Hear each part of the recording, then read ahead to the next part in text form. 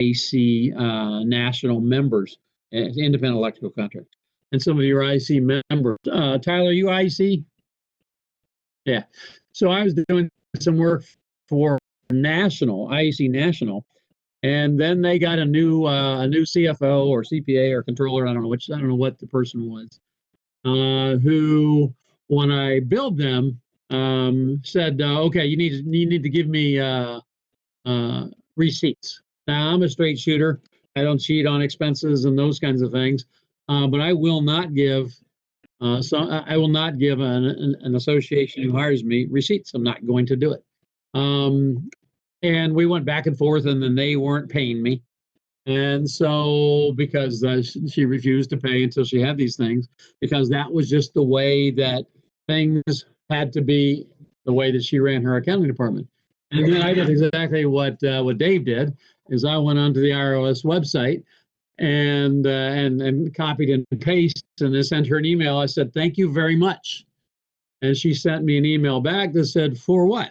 I said, I am thrilled to know that I'm going to be covered under your health insurance and under your workman's comp and all that. And your 401k, please forward me the paperwork, because if I have to present you with receipts, then the IRS declares me an employee of you and not an independent contractor. So instead of 1099ing, I'm now an employee. So it's a real story, but the moral of the story is there are lots of independent contractors. I would Google it right now, but I won't because I'm talking to you. I don't think this is a problem at all. I think the bigger issues that we would need to, the issues I would be more concerned with is the whole team thing. But that gets me back to my NFL example. Is I'm sure Dak or Aaron or whomever feel like they are part of a team, but recognize that they're running the business of you pick the player, right? Do you think the amount that they get compensated leverages that, they're more willing to be part of that team as an independent contractor, no with just simply because of the scale? No doubt. Well, the scale and the freedom, right? I think we got to be careful not to discount freedom.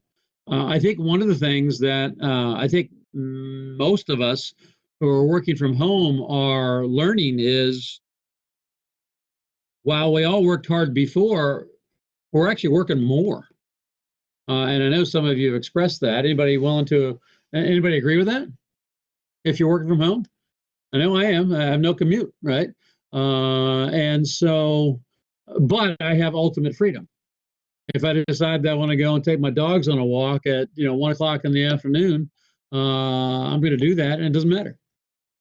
Instead of, let's think about our industry, think about really all industries. Do you think any of you have any employees now, or have ever had any employees who are just coming in, log in the hours? And these are people, I'm talking about salaried employees. Yes? Yeah. Right. So the question is can we blow this up? So so I want to kind of wrap this up a little bit, but I think that there's some big action items that everybody should consider. Is first thing I'd write is tattoo a statement on your arm that says, I am supposed to be a business person first. And that means I'm supposed to measure everything financially. And if I have 20,000 square feet of space and 10,000 feet of it is in a shop that's generating $5,000 in net profit for me, then I want you to tattoo underneath that, I am a moron. What do you think? Tyler, it looks like you're talking, but I can't hear you. No, I agree. And no, don't think that I haven't thought about that. We've got a yard that's even bigger, and I've thought about it, and then I jumped on the call late, so I imagine that you guys were maybe talking about Facebook going totally remote. Was that mentioned, or? No, we hadn't talked about that yet. Yeah, so they announced today that the majority of their employees were going to be able to work from home moving forward. So Square and Twitter as well. Yeah.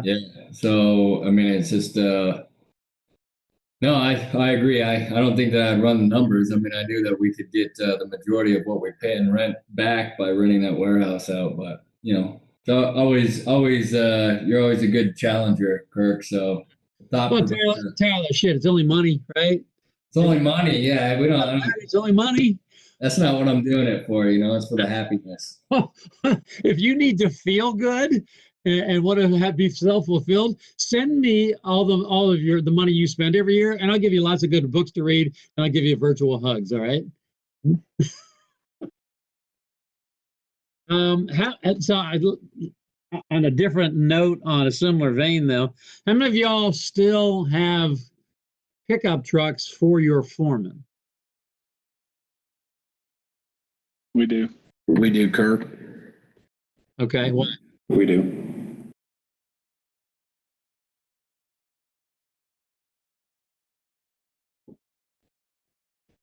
so why? Other than that's how we've always done it, I don't have a good answer. Yeah. Everything's being delivered right to the job site, and they don't work out of the trucks anymore. Well, the last thing I want anybody doing is going to supply house to pick something up, right? So you got a big cost for trucks, a big cost for gas, a big cost for insurance, big risk, right? For that company vehicle. Now you don't completely get the risk if they're driving to a job site for you in their personal vehicle. I understand that, but you still have a significantly reduced cost. And the real reason in our industry why so many foremen, I'm not talking service right now, why so many foremen still drive pickup trucks is that's just because that's how we've always done it. And we got rid of our trucks a long time ago. Now we got 1,500, 1,800 people in the field, and we got rid of all of our foreman vehicles a long time ago. And we did go to, and we paid a vehicle allowance, but a truck is nothing more than a really, really, actually, going to say low yielding perk. It's not a low yielding perk. It's actually it's a net dollar loss that you experience every year with your, with the trucks that you have. Mark. So Mark's our CFO, a resident CFO. So Mark, can you weigh it? Do you want to weigh in on that?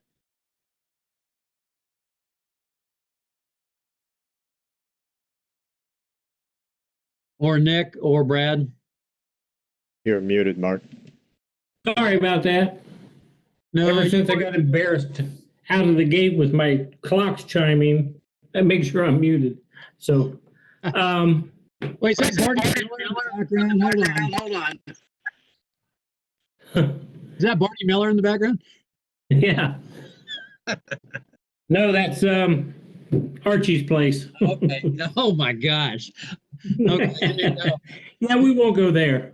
That wouldn't be allowed on TV today. It would not. It would not. Um, Do y'all still have in company trucks? Yes, we do. We've got between our construction and service side, our vehicles are number about 100 different vehicles. And how many of them? How many of them are service vans?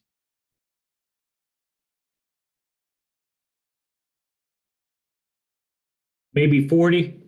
40. Okay, good. So, Yeah. So for me, and we've got. I don't remember how many service vans we have in a row. Service vans are I call them mini ATM machines, right? If we're doing it right, a service van is supposed to be a mini ATM machine. Anybody have what numbers do y'all use on how much revenue a year you should be able to produce from a service van? The word within our company is anywhere from 225 to 275, dependent upon the skill level of the technician. Yeah. So for us, the median number, 250,000, right? And so in 250,000 times 40 is $10 million, right? And so I absolutely wouldn't get rid of a single service van if we're getting the kind of return that we should. But then you say about 100 vehicles, north of 100 vehicles. Some of those are probably project managers and execs and things like that. And then the rest of them are probably pickup trucks for foremen, yes? Mm-hmm. Yes. So what does it cost you? Now I'm putting Mark on the spot because he's our resident CFO.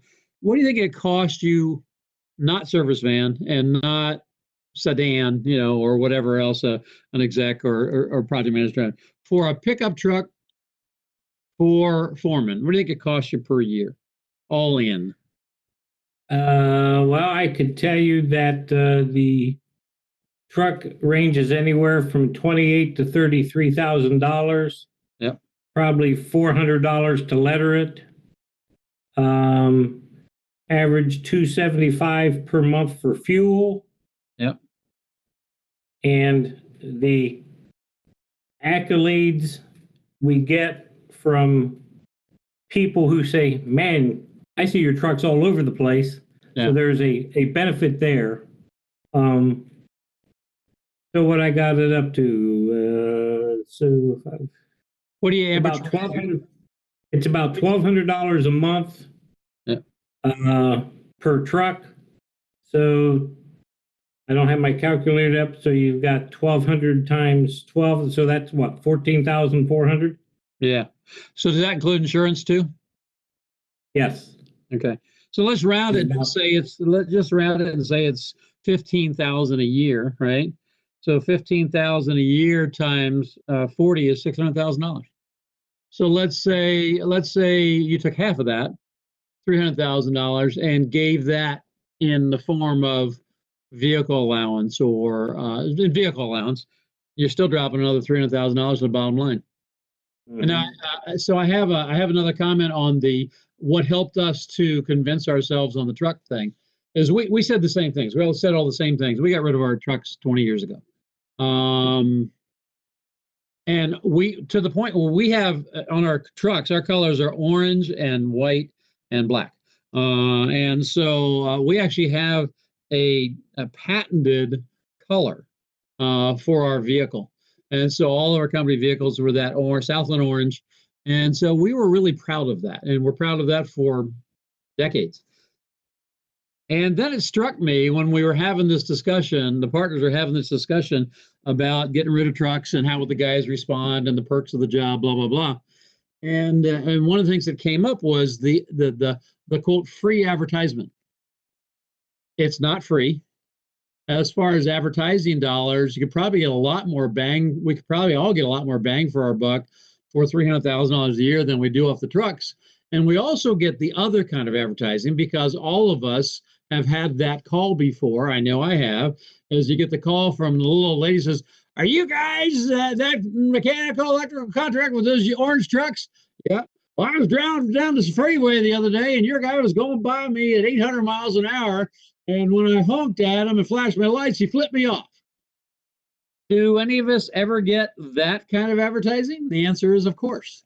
Or the call, I got a call one day from an embarrassing call one day from a longtime customer, a good guy, and he wasn't really giving me grief, but he was ribbing me. He says, "Are you guys doing a design build project at that strip joint on the far side of town?" I said, "No, what are you talking about?" He said, "Well, I just drove by there and there's 40 trucks there." So yeah, there's advertising. And I know we all have policies and procedures and those kinds of things. The point again, to kind of put a bow on all of it, is this is yet again another place where we could look at rethinking how we do things in our company, and as a result, driving more money to the bottom line, and as a result, I think thriving. What do y'all think? So now we talked about building space and vehicles and employees inside and outside. What do y'all think about all of this? Is this a way to generate more profit and still maintain the culture? Well, if I may, yeah, I know mathematically it will create bottom line. Yep. But I'm also aware of our general geographic area.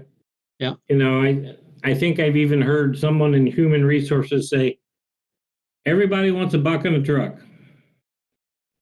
So I'm sure, and I don't do any interviewing for field people, but I know we have a certain standard for our trucks. I know it's important to the employee. So how do you change that culture without everybody going, oh my God, you're taking something else from us. Yeah. And No, then they're going to say, okay, when I hit that deer, who's going to pay for it? Yeah. No, and we went through all of those exact conversations, and the funny thing is, and I think it's actually even more relevant today than it was 20 years ago. And the exact analogy is the argument against ACCA by young people. Does anybody remember what the argument against ACCA was by young people? Or the ACA, Obamacare, right? Does anybody know what the primary argument was against Obamacare? Forget about the politics. Just think about the math. Anybody know what the primary argument was? When they got into it, it cost too much money. Well, no, that really wasn't it. The primary argument was this. Of course, the whole plan was based on the idea that everyone had to be insured, which Right. in whatever world that you want to create, I think is a good thing. Everyone had to be insured, and what that meant was everyone had to prove that they were insured. And with any insurance plan, young, healthy people, I don't care whether it's single payer, what we have now, or what we used to have, single, healthy people subsidize healthcare plans in any way you look at it, whether that's Kaiser Permanente or whatever. Everybody agree with that? Mm-hmm. Yes. And so the rub was many young people despised Obamacare because they were young and healthy, and they never saw before that they actually had to pay for insurance, and they actually felt like they were losing something. And so that was really the biggest thing, because it was seen as taking money away from them. Instead, what we found, and back to answering the question, not from a healthcare insurance, but a vehicle standpoint, is at first people culturally didn't like it because they were getting something free. But we also had standards for those vehicles as far as they had to, wash it once a week, oil changes, those kinds of things. And so they didn't like the fact they got in trouble for that. But then we said, okay, now what we're going to do is we are taking the vehicles away, but then you're going to get for example, $300 a month car allowance. Now, how do you think people responded to that?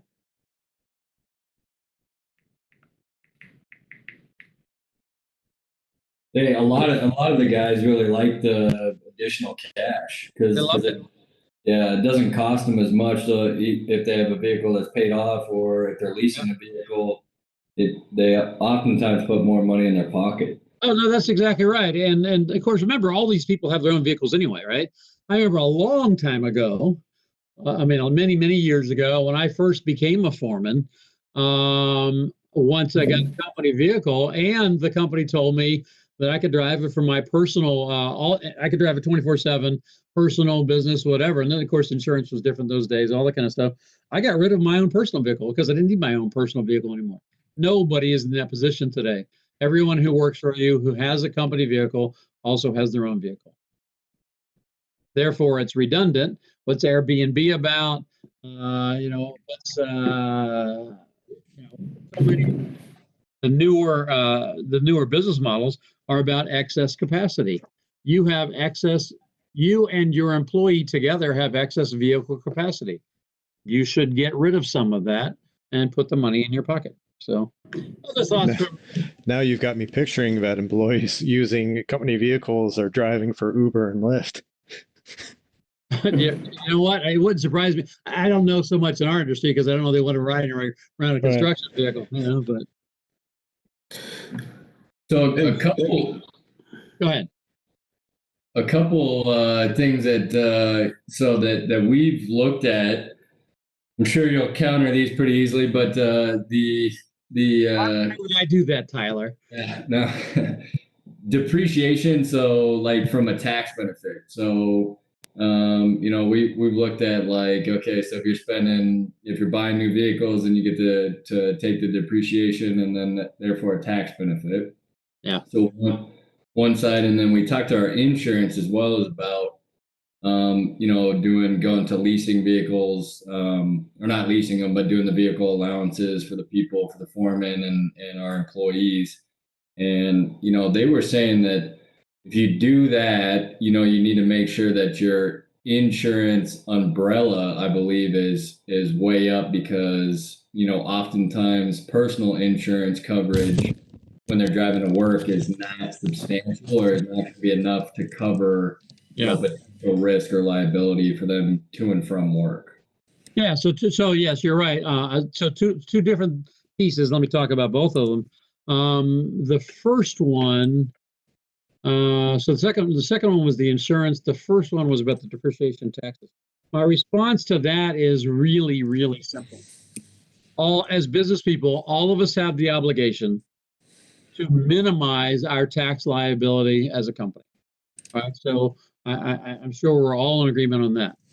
Next statement to make is we're supposed to make our profit by being good at the business that we're in, instead of letting silly things like that cause us falsely to believe that we're profitable.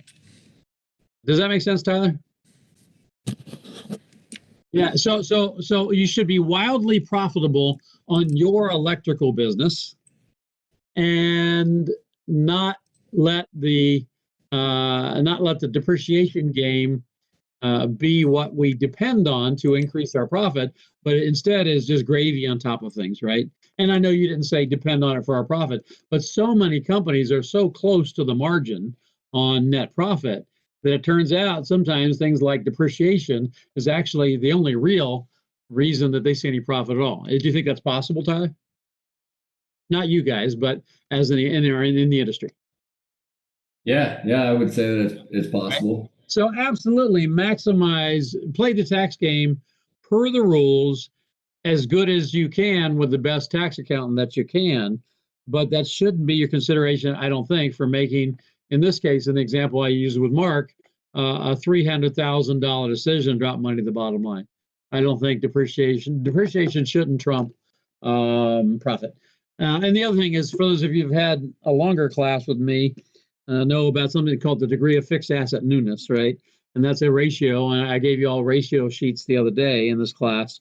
And so we know that we need to keep our degree of fixed asset newness between 40 and 60%, or else we are going to immediately begin losing field labor productivity. So then that suddenly starts to diminish some of that tax argument. Does that make sense?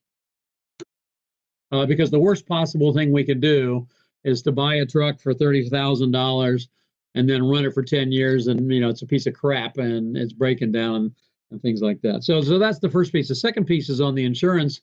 Is yes, agreed. Is individuals' personal insurance may in fact have less than adequate coverage for something that could happen. But remember, one, umbrella insurance is the cheapest insurance you can buy, right? And two, all of us as companies more than likely have insurance companies that would be far more vested in fighting the fight and battling that when or if that happens than a one-off local State Farm guy and State Farm behind him who's covering your employee Tommy. And I know that may sound hard to hear, but there's no doubt in my mind that if you're insuring, a $10 million a year business that has 20 vehicles, a shop, all those kind of things, I'm not too worried about. In fact, I'm not worried about that at all. I'm pretty sure Tommy and his policy and his agent and his company are going to certainly everybody gets sued, right? That's business. But I'm feeling fine with that. So I buy another $10 million in an umbrella. It's nothing. Right? A book for everybody to read if you haven't read it. I always recommend this book called Deny, Delay, Defend. And so if you haven't read that book, you should read that book, Deny, Delay, Defend. And it's about the insurance industry. So it's worth a read. So Kirk? Yeah. So for the most part, PMs up here, we get a stipend. Yeah. Superintendents, they get a company truck. But how do you kind of go about determining the amount for a stipend? Yeah, that's a good question. That's really easy. You just like you would do anything else in any of the marketplace, like a wage or whatever, is there's really good published data, and you can get it from CFMA too. Really good published data on what a reasonable car allowance is by position. And so our car allowances vary by position. And we actually go so far as we tell you, okay, here's your car. Let's say you're a project manager, right? So you're a project manager and your car allowance is X. So we give you a car allowance, but then we do something else that, again, some of you might think you can't do. We also then tell you what kind of vehicle we expect a person in your position to drive. And so we go ahead and create here's the car allowance. Let's say it's $500. Just make a number. So it's $500, and here's the type of vehicles that we will pay a car allowance for. Why do we do that? Tell me why we do that. I'm glad you brought that up, Kirk, because I was trying to chime in. That's one of the main reasons why this was talked about 4 years ago on maybe possibly going to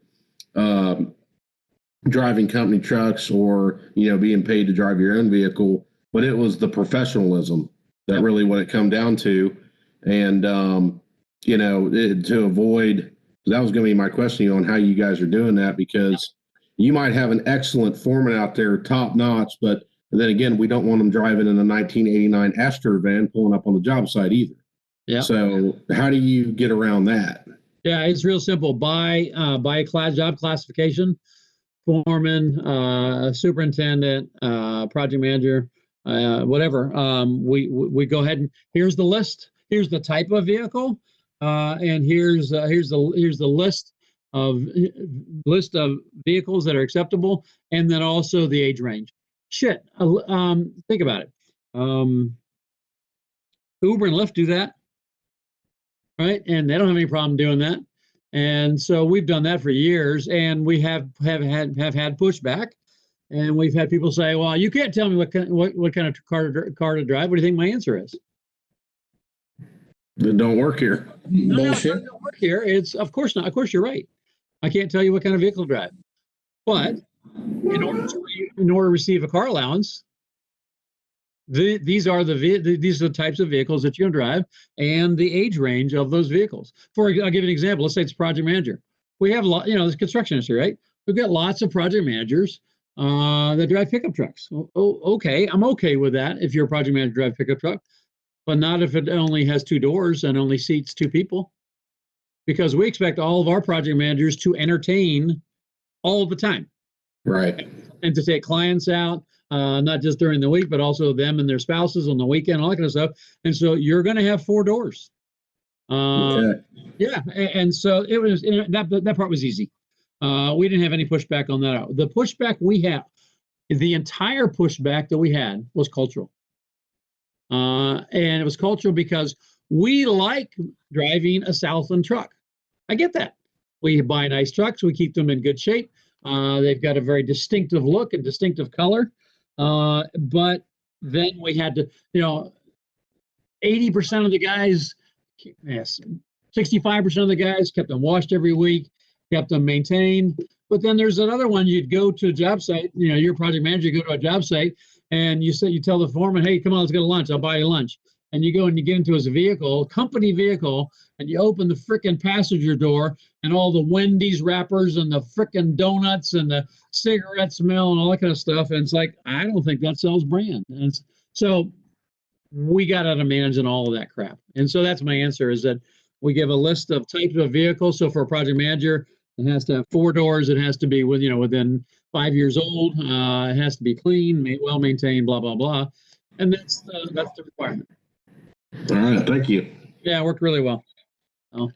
It's all about, I think it's about doing the right thing, about not sending the wrong signals. What should you be giving your employees if they're outstanding employees? Because you give them trucks now, what should you be giving them? Should be asking them what they want. Well, but fundamental, there's something we all want. What should you be giving them? Money. pay for play, baby. Play, right? If you're a top performer, I tell you what, I am a top performer, you know what? I'll take the extra 20 grand a year in incentives and bonuses. You can keep all of your perks. Period. You don't have to buy me a laptop. You don't have to give me a company vehicle. Give me a freaking job where I can rule the world and make more money than any of the other project managers. I'm good. What do y'all think about that? I'd say Good. So now we're right back to the NFL, and I'm good with it. No, seriously, right back to the NFL, and I'm good with that.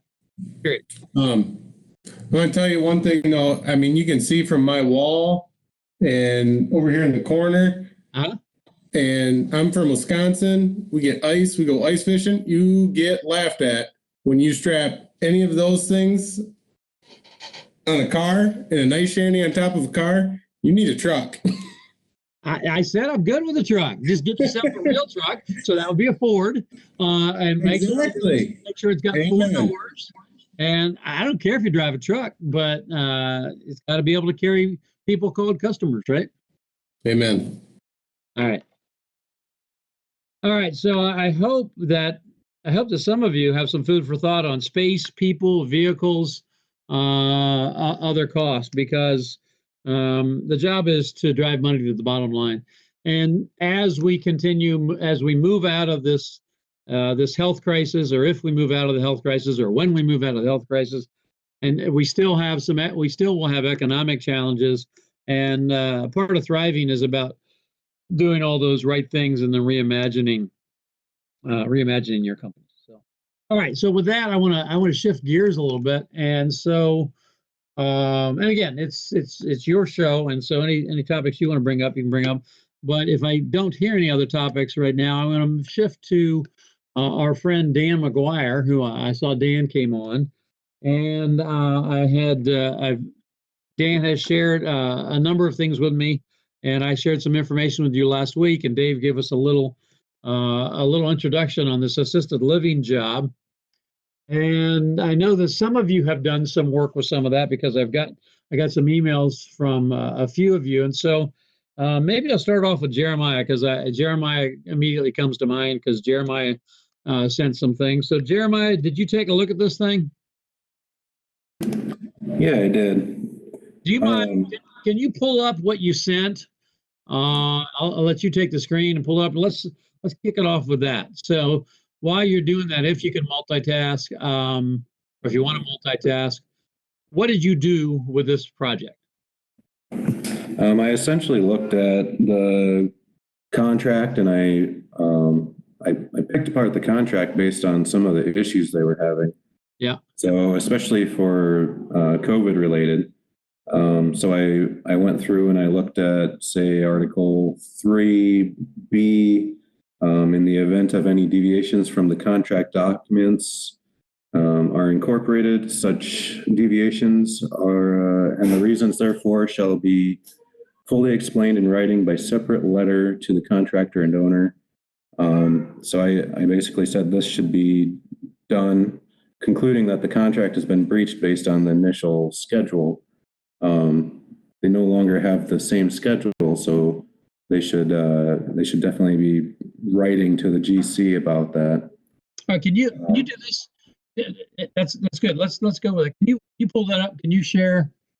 Can you put up the part in the contract where you're just reading from, please? Oh, I was just reading off of my email that I sent you. Can you just share that? Yeah.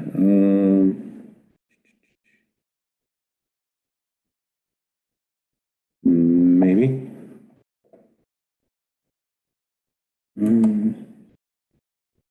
I can share. Tell me, you're in Article 3. Is that where you're at? Yeah, that was Article 3. All right, tell me Article 3 what? Sorry. It's 3B. 3B, yep. Sure it wasn't 2B or not 2B? Yeah. So, all right, so I'm going to pull it up.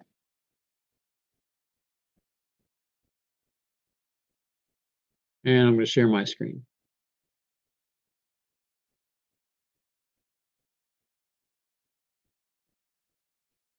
All right. So in Article 3B, damn it. Sorry.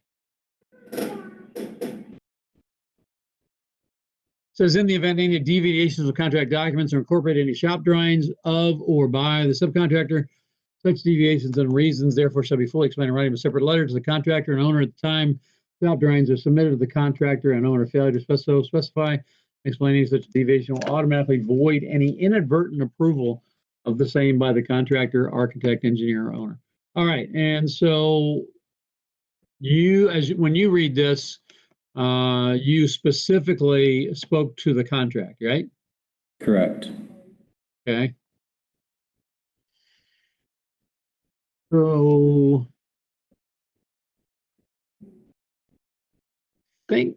I think that speaks more to the shop drawings and the way you build. But I think if we can go and we can also go and find the schedule piece. But I agree with you 100% is that the schedule that we're tied to is a contract document, and the schedule no longer is valid, and that's what you're saying, right? Yes. Yeah, and I agree with that.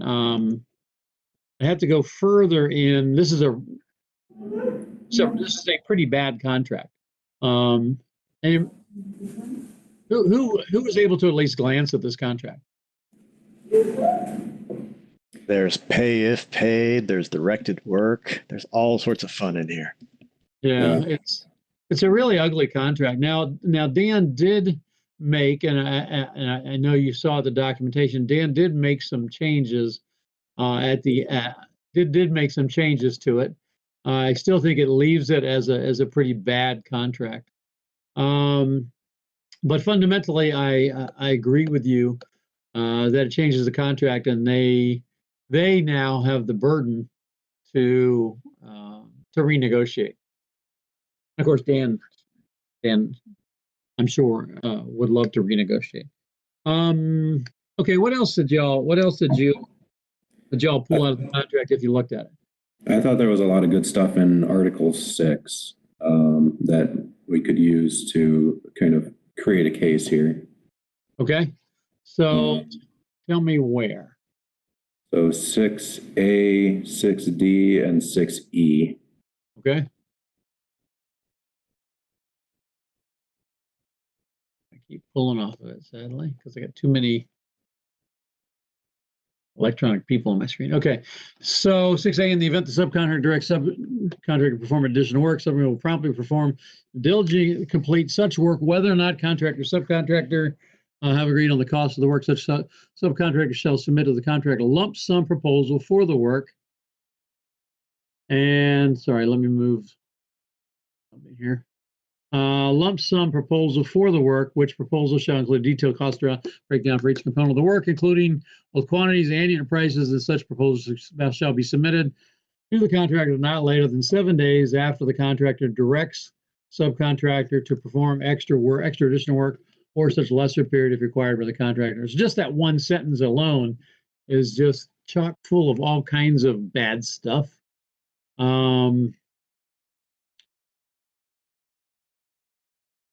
About the only thing I like in it is a lump sum proposal, but then quantities, unit prices, 7 days off. I don't like any of those things. What did you like about this, Jeremiah? What did you think would be in our favor here? I thought any additional compensation or time to be given to subcontracts shall be set forth in a subcontract supplement and shall constitute a full and final equitable adjustment of compensation, time, or any other alleged entitlement, known or unknown. That was the big thing that I thought was good from that. Arising in connection with the facts and circumstances described in and gave rise to such contract supplement. Okay. I think staying on 6, let's stay on 6 because I've got it up here. And so on D, 6D, in the event of any dispute, controversy, or claim for additional compensation or time extensions, except for payment for extra or additional work expressly directed by contractor in accordance with 6A, compensation for which shall fully and finally governed by section 6A of the subcontractor, and for which no further claim can or shall be made. Notice in writing shall be given to the contractor no later than 7 days following the occurrence on which such claim is based, unless the notice provision in the general contract between the owner and contractor is less than 7 days, and so forth. All right, so this is, what's this saying? Anybody, what is this saying?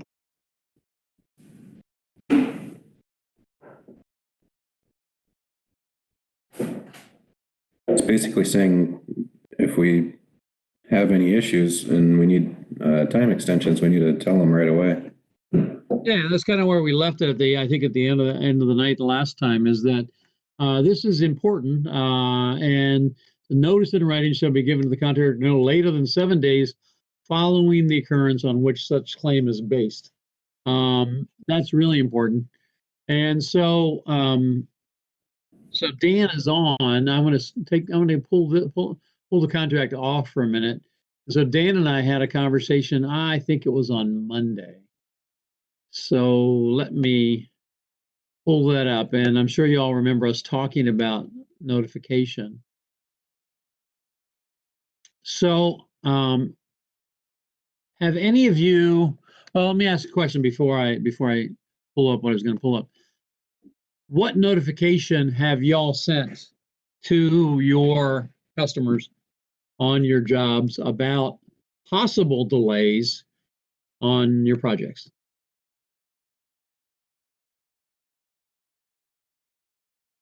What have you sent out? Hey, Kirk, we sent out letters related to COVID delays in materials and possibly labor production within about a week after it hit. Okay. So to all major contracts. Okay. And what kind of response have you gotten back? What kind of formal response have you gotten back, Brad? So the typical formal response is they referred to contract language, and just referred back to that, and they said basically keep us informed immediately of all calculations of delays. Okay.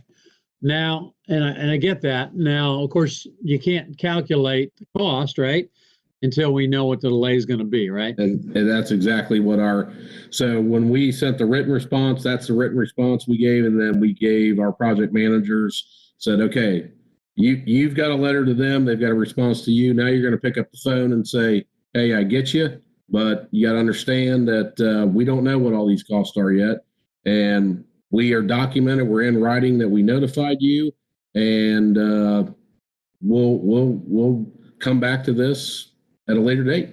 Yeah. And what kind of response have you gotten about from that?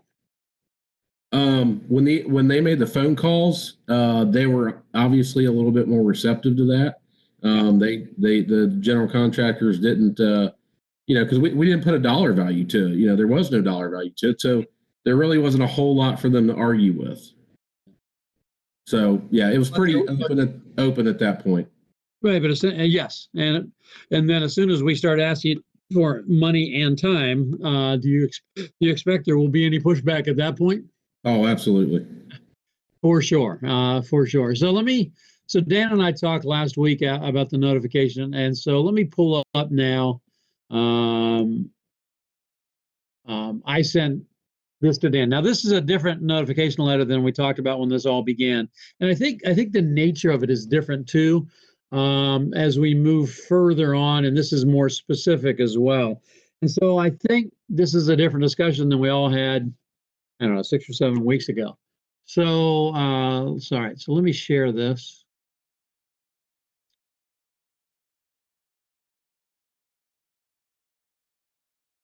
So this is a letter that I think Dan sent out that we talked about. And so it's the date. Obviously, it goes to your customer and from you. And the reference here is, and I entitled it Official Notification Contract between us and them. In this case, it was Dan's company on this assisted living job. Article 6D and Article 6A notification, which are two of the articles we just talked about.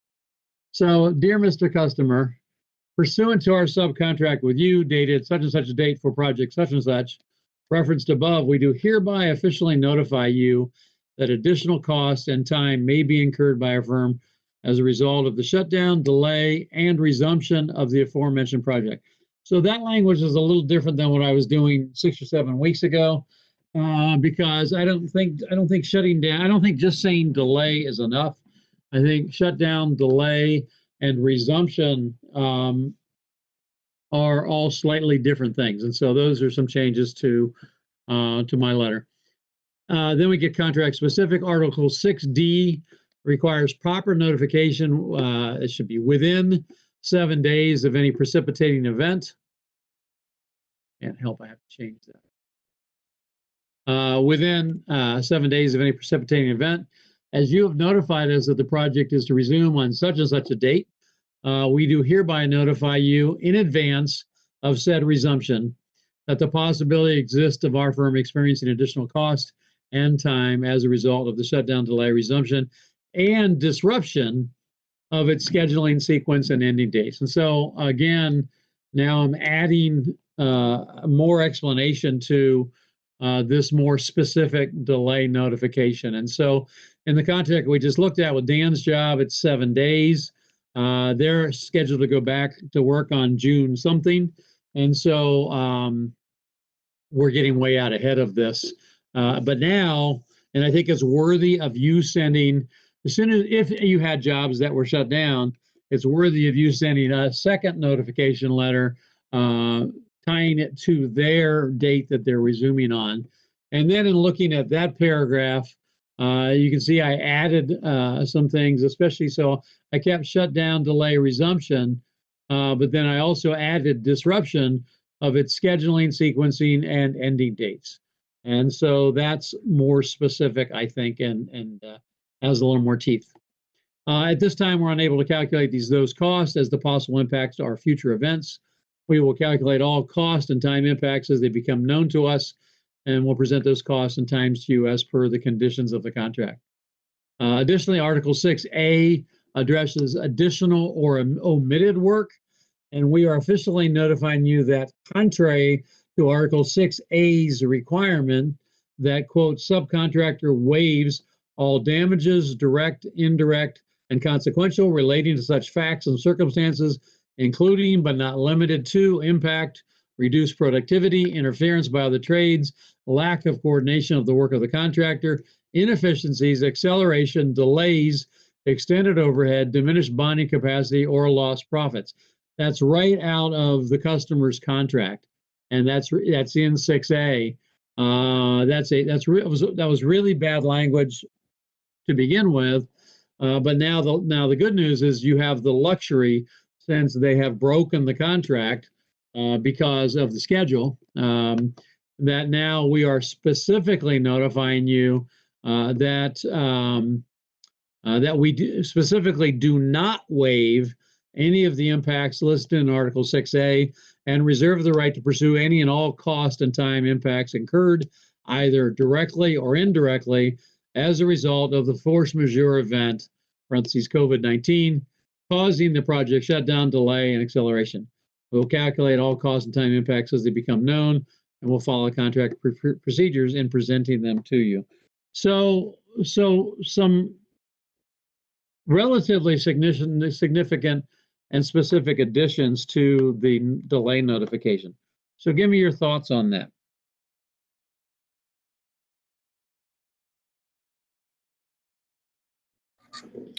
I think it's a well-written letter, but I think as soon as the GC gets this, the first thing they're going to ask is, please provide me with your delay costs known to date. And I would have no problem doing that, right? I'd be okay with that, right? That wouldn't deter me. Actually, I'd see that as an opportunity. All right, good. What about the rest of y'all? What do y'all think about this letter? And have you sent have you sent a letter as a notification letter as specific of this, specifically denying terms that exist in the contract that you had executed with them?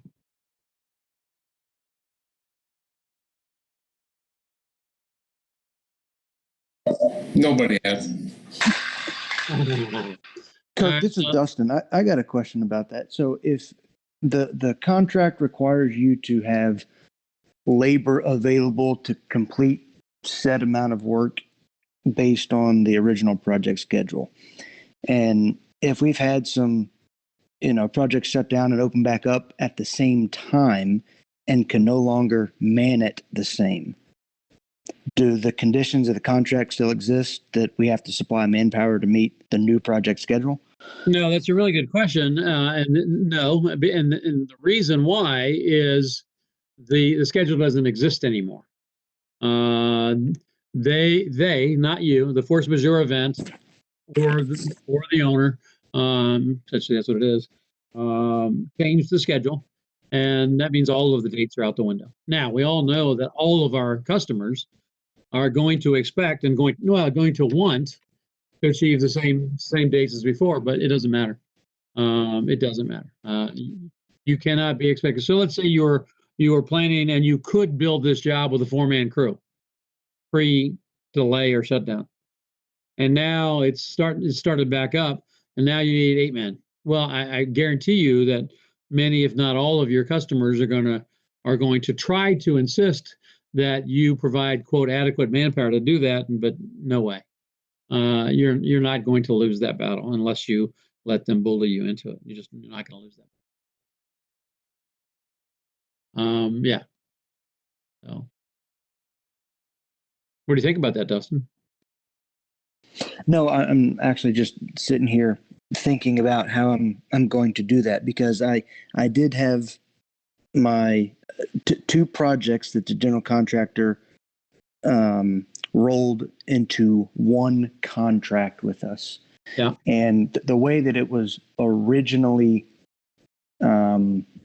scheduled, at least for the MEP trades, is that we could start the underground for the ED expansion, and while they were building the building and pouring concrete, I was in the interior of the hospital doing the renovation. Yeah. Well, now that the renovation got shut down, the ED's built, and they want me in both places at the same time. Yeah. So I'm just. Yeah, and so I absolutely, from an owner's perspective, I absolutely understand what they want. Now I can give them whatever they can afford, and I don't mean that flippantly, right?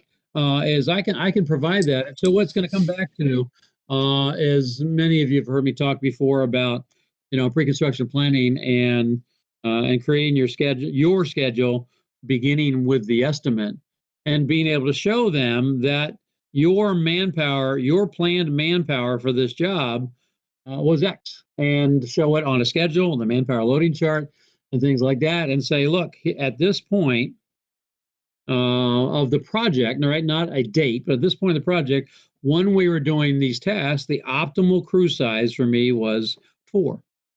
And that affects my supervision, that affects my field labor productivity, all those kinds of things. And now I hear what you're asking for. I understand that, but now it's going to require 8.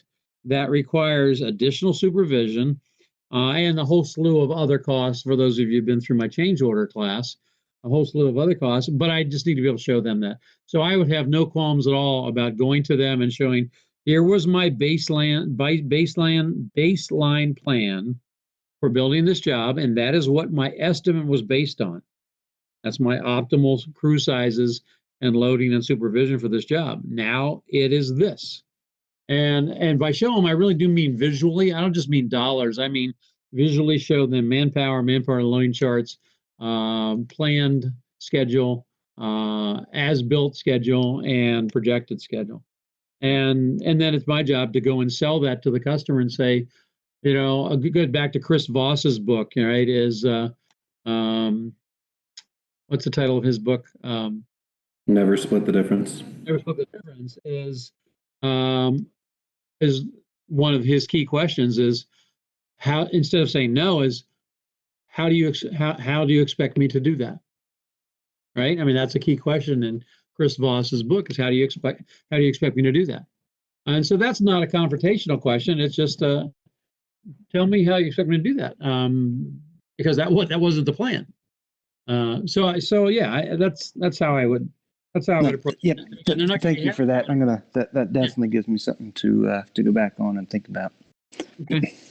Very good. Rest of you, as far is anybody inspired in looking at this letter to think about going back and now either re-notifying people you've already notified once you get dates, or notifying people you hadn't notified before? It's made me think twice. All right. So tell me from your perspective, Nick, right? So I'm your sub. I'm your Yeah. MEP sub. You're the general contractor. I'm going to send you this letter, and I like you, but I'm still going to send you this letter. Well, that's saying, I mean, everyone on this, webinar here, they all have their GCs that they like, and we have our subs that we like, and we're not all trying to screw everybody out of the picture here, and it's like, at the end of the day, like you said, it's all about business. I'm trying to make my company money, and how am I going to make my company money? I got to make sure that I'm protected all the way through, and, I'm just been blasting through contracts that we got. I'm like, all right, what does our delay say? And, just going through them and like, if someone sent me this letter, how would I react? And it's a well-written letter. I would be like, holy crap, what am I going to do? Because at the end of the day, I don't want to take it to the owner. Be like, well, you know how it is. I mean, you don't want to take it to the owner because it's just like, wow, but at the end of the day, it's from being in these classes, you start to learn that there are costs that you need to pass through, it's that old school way of you always want to make the owner happy. You always want to make the GC happy, whatever you are, in the ball game here. And we really need to almost kind of break that and just go to business, Yes, and I appreciate your comments, Nick. And so here's my response. One, sell, and this is not about you. One is sell better, right? So, it's funny. One of the things this morning when I came up to my office, and I get my head in the game for this class, and I think about it all week. I do certain things during the week, but then I commit. I spend all day Thursday, from say 8 o'clock on, thinking about tonight. And so one of the things I wrote down this morning, because I have note cards and things I put all over the place, is a theme for tonight. Take a guess. Anybody take a guess of what do you think I wrote down for the theme for tonight? And it's a kind of a useful universal theme for me. How to generate more profit. That always would be a good one. Yes, yes, and on that same note, I'll pull that thread a little. It's real simple. What's the right thing? Question mark. That's what I wrote down. That's the theme. That's the theme every day. That's the theme every night. What's the right thing? So now let's just talk about that for a second. Relative to the delay thing and the additional costs, and so we all heard Nick. We all like Nick. We all heard Nick talk about he doesn't want to take this to the customer because the customer is going to be unhappy, and he used the word happy, and I get that. But damn it, what's the right thing? Life is not that hard. Let's say you had a job.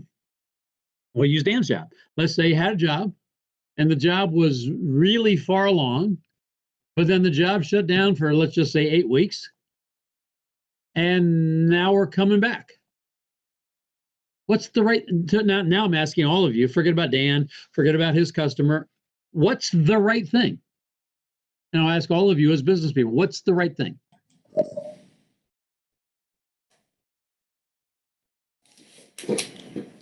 Uh-oh, nobody knows what's the right thing. To get what you deserve. I mean, if you're doing it for a reason, you should be compensated for it.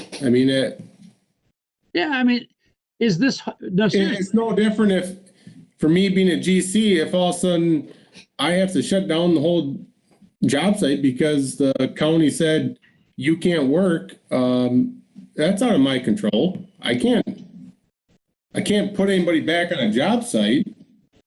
So at the end of the day, I should be going back and trying to collect money off of it. So why wouldn't Brad be trying to collect money off of it? And notice Anybody else?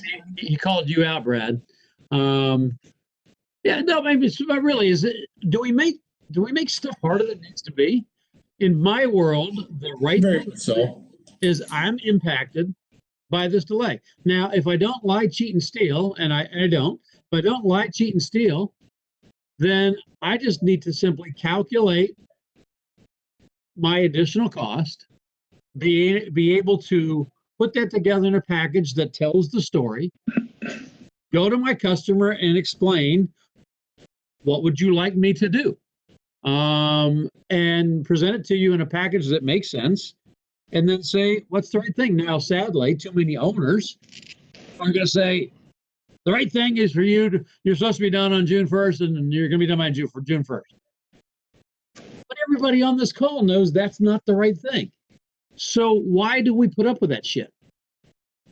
Now, I really would like y'all to think about that and answer the question. Why do we put up with that shit?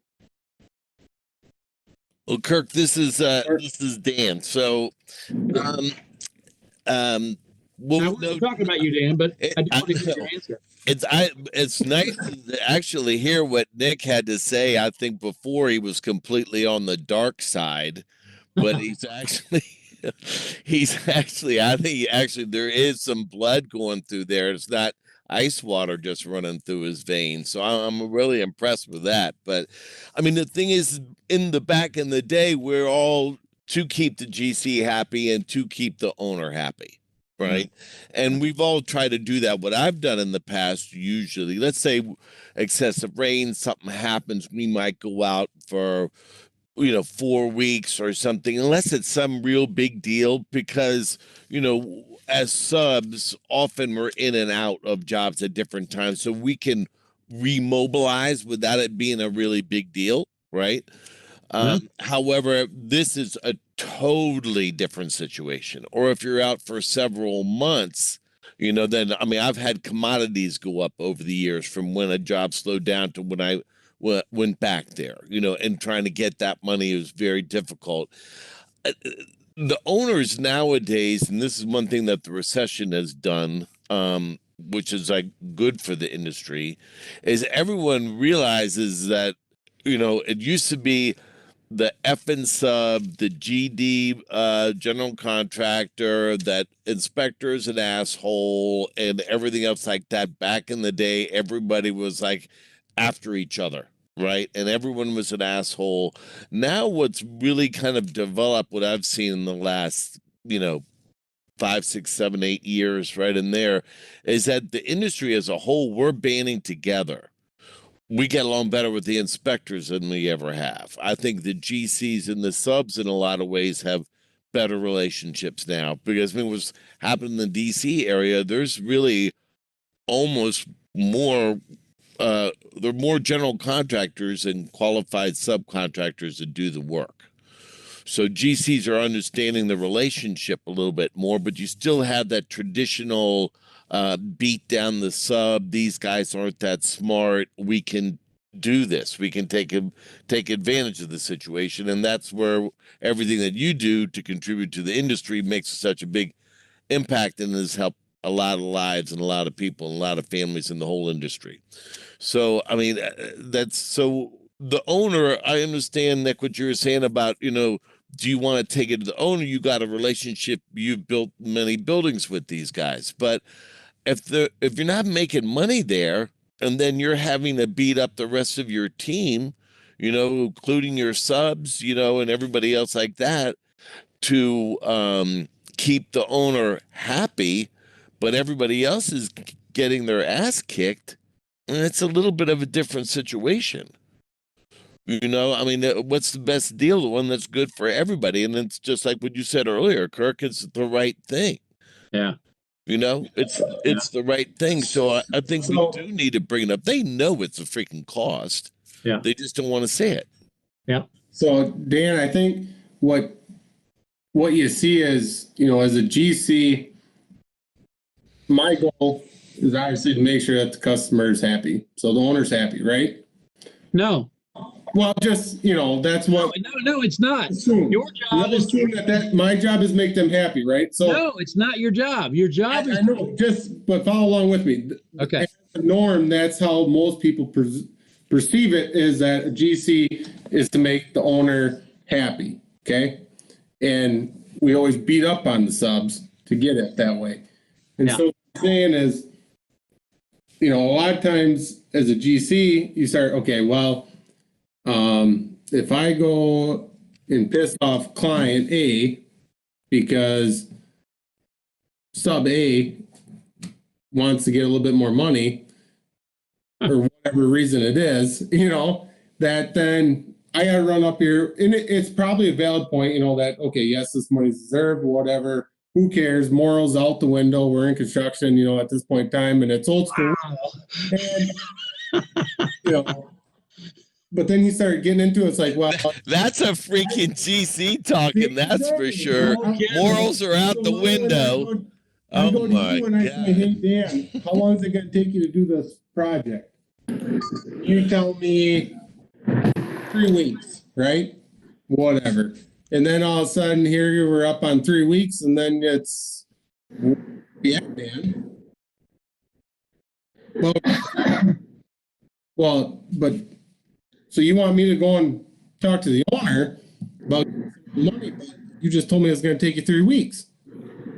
On week 4 and week 5.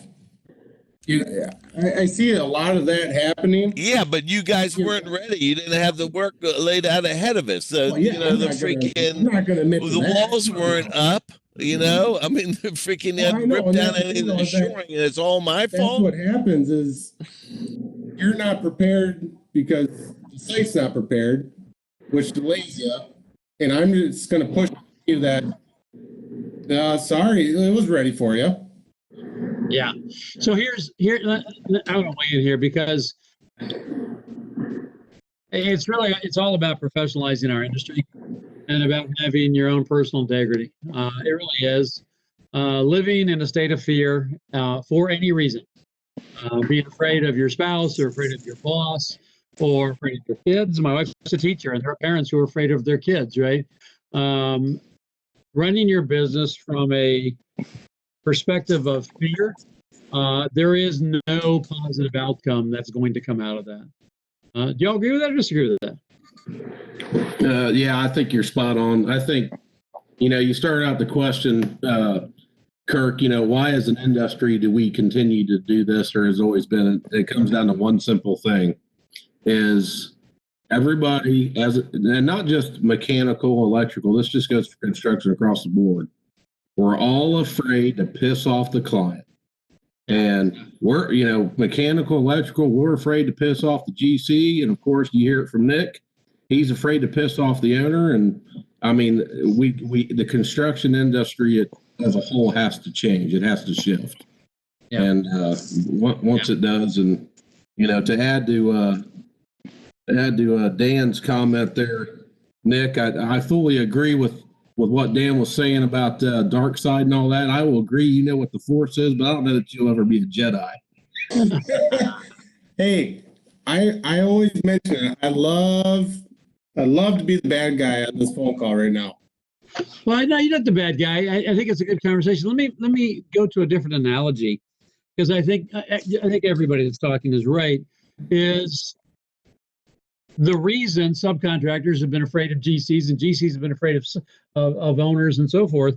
I'll take you back to school, whether it's elementary school or high school or college or whatever it is. When are students afraid of tests? When they didn't study. When they didn't do their frickin' job. And I really think the exact same thing is true in business. And I'm not afraid of any customer I have. I'm not afraid of anybody, because I know what my job is. My job is to be more professional, to plan better, to anticipate things that people are going to say, to be Bill Belichick and to mix the metaphor now, and to do all the pre-plan. I'm not afraid of anything. Now, can I get a bad break against me? Yeah. So that's thinking in bets, right? Could I lose even if I did all those things? Yeah. But what I won't do is I won't lose because I buckled in because I was a freaking coward or because somebody beat me because they were better prepared. That's just not going to freaking happen. It's just not going to happen. And I think as an industry, what we have, and not just our industry, probably other industries too, is people who don't do good enough. I think really that's it. You're not going to bully or intimidate me. And if you do, it's because I didn't do my job. And then the real reason is I gave up because I knew you were right. The problem is that sets a bad precedent for everyone. I'm going to give you all another book. I know I've given you a bunch of books. I'm going to give you another book to read. So I'll pop it up on the screen real quick here so you can write it down. This book is a book worth reading, and it's called Changing the Bully Who Rules the World, Reading and Thinking About Ethics by a woman named Carol Bly. Now, she wasn't in construction. She was actually a teacher. But she's not talking about teaching. She's not talking about teaching. She's talking about the whole idea about the idea of the notion of the bully and the facade that they rule the world. Would you all agree that there's a fair amount of bully facade that owners think they can bully GCs, GCs thinks they can bully subs, etc.? Do you think there's a fair amount of that going on? Yes? Absolutely. Very much so. Absolutely. No question about it. No question about it. Yeah, so this is the book. And the thing is, what you were saying, Kirk, is very true. Like even with the kids and going to school and that they're afraid because they're not ready for the exam. The kids are afraid from the authority, right? And then they don't really understand everything. And then if they are prepared, that they don't have to be afraid. But they're starting off with that fear. Yeah. And that's part of the problem. I mean, for me, I mean, even with this company, we did some other work for them several years back. I've done this, I don't know, 15 times if I've done it once. I've leaned jobs with regular clients, large regular clients, and I will lean a job because they didn't want to lean the job because of their relationship with the owner. However, I did my work. We made our schedule. All right, we're waiting on landscaping or something for painting and for a final payment, and it's January. You know, I mean, I'm not waiting anymore. I've got to be paid. I'll lean the job because I did what I was supposed to do. Made the schedule, and got the work done. Right, and now I need to get paid. I've got nothing to be afraid of. Yeah. Right, and that's it. And I've only lost. Well, I mean, I lost somebody here recently, and that guy, I jerked around with him for years, and it was a government job. The guy didn't want to freaking pay me, and I contacted the owner directly before leaning it. I got my money right away. And then another guy like 15 years ago.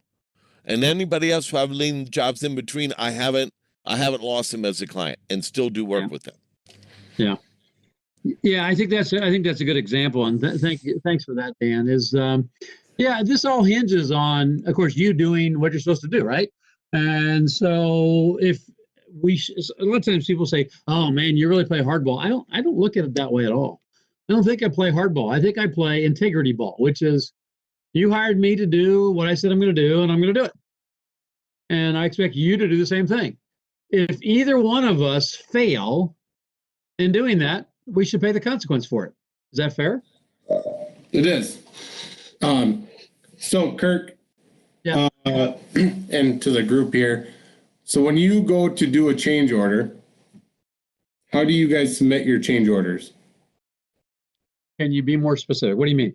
So I guess if your scope of work changed, electrical, mechanical, whatever, because that's in plumbing, that's a major part of this whole conversation here. And so your scope change, whether it's deemed from the GC, owner, plans, whatever, addendum, how do you propose that to your GC to put to the owner? Yeah, so before you answer, Kirk, how does everybody else? Good. Okay, good. That's good. Let's do that. So Brad, 'cause I'm not a Jedi yet. What was your end one? I just I had to step away for a minute. Then I came back. Well, Step away. We were looking at you. Yeah. Or something. What's What are you going on doing? there? What's more grizzly in there? So, how do you present your change orders to your GC? what do you mean? Like what change order format did we use, or? Yeah. So if your scope of work changed, how are you gonna give that to your GC? Well, we're going to use basically a standard cover sheet unless they've already issued a cover sheet within their specifications. Then we'll use theirs, and then we'll provide all the backup so that there's no questions. And that's pretty much it. It's pretty flattened. Okay. Is that just submitted via email to the GC? Typically it's just sent via email, because normally we're getting the bulletin request or change order request via email. So Okay. How about someone else? Thanks, Brad. yep. We don't Hey, call Nick, this is Dustin. So right, Dustin. we do something similar. So I do a proposal, which is the verbal description of the work with the dollar amount on it. I'll do a proposal summary, which shows the materials, labor, any subcontracts, and then a total. I'll put any documents that we based the pricing on. Okay. And then I'll submit that via email. And then on my projects, I have a weekly call-in with the project manager for the general contractor to check on the status of that change order. Okay. All right. Last one, Jeremiah. I do something similar. We do like to see a cover sheet from the general contractor. That just gives us a little more leverage when we're asking for money, because then it's technically you asking us to give you a price. So I guess we like seeing it that way. But we do, anytime there's an RFI and there's a direct change to the work that we're scheduled to do, then we send in a CR, change request. Via email? Yeah, via email. Okay. Or some medium like Procore or something like that. Okay. So thanks, all three of you, for answering on that. And Kirk, I'm going to let you go before I. All right, good. All right, so this is I give you the Cliff Notes version. First of all, we hate change orders. We make sure our customers know from the very beginning that we hate change orders, and they're bad for everyone. One of the things that we talk about is change. Don't you hate change orders, because they are bad for everyone. They're bad from a cost standpoint, scheduling standpoint, satisfaction standpoint, etc. So we make sure our customers know that before we sign a contract with them. Then, once we sign a contract with them, we go. I like your question about, is this an email or electronically? We go to them and we get a meeting and we walk through with them before the job even starts that should a change occur, here's how we are going to be identifying all of the cost. Here's the format that we're going to use, and here's all the substantiation we're going to use to back it up. Now, part of that, one, is so we have fewer arguments and ill will down the road. But two, it's to let everybody know, let the customer know that, hey, we're not just talking about adding 10 feet of pipe in a couple hours here. All of these other things are impacted, like impact to productivity and supervision and blah, blah, blah. So we're going to do that before the job even starts. Then once the job starts, we do our job and we are expert in executing the contract, which requires us to provide you with notification, not for just extraordinary events, but anytime anything happens that has the potential to cause additional cost or time on the job. So let's say you decide to pour concrete out of sequence. I don't know if that's going to impact me, but the second I see that, I'm going to send you a notification letter that says, hey, I don't know this is going to cost additional time or money, but I'm letting you know the possibility exists. And that helps you to keep your other subs under control. Because often you have subs who just do whatever the hell they want to do in spite of you doing your best to try to manage them, yes? And so this is, in my mind, this is me helping you to keep them under control. And I think that helps you because we are on the same team. To use Nick Davis's phrase. Nick Davis, what's your phrase?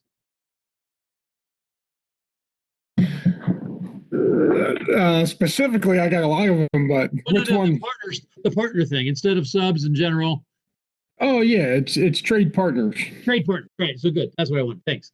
So Nick, then as your trade partner, then that's the next thing I do. And then when something happens that causes me to have additional cost or time, I am not going to miss one nut, bolt, screw, or day. And you, well, actually, the owner is going to pay for everything. So then I am going to provide the most extraordinarily detailed proposal for change order work that you've ever seen. But I'm not going to email it to you because it's too complicated to email to you. I am going to go and visit you because this is selling a new job. We're now negotiating a new contract, not just appending the existing one. So I'm going to come to your office because part of the reason that subs and GCs don't act like trade partners is I'll just send you a change order for $100,000 and you can't frickin' explain it. And so you go to the customer and then you look like a moron because you put your 50% profit on top of that, and then you can't explain $150,000, and then you get your butt smacked around. You come back with your tail between your legs. You feel like a fool. You feel like I've made you a fool, and as a result, you don't like me very much. That's my fault. That's not going to happen with my company. I'm going to go and show you why this happened, how we followed the contract, what all of our costs are, and then I'm going to ask you as my trade partner, Nick, have you accounted for all of the costs that you have? And not just put markup on my change, but weren't you impacted by this too, Nick? Because we're partners. And then I'm going to ask you, if you would like, I'd be more than happy to go to the customer with you to help explain this. So that's how it works. Do you have your project managers put those change orders together, or is it your estimation team? It's our project manager. Okay.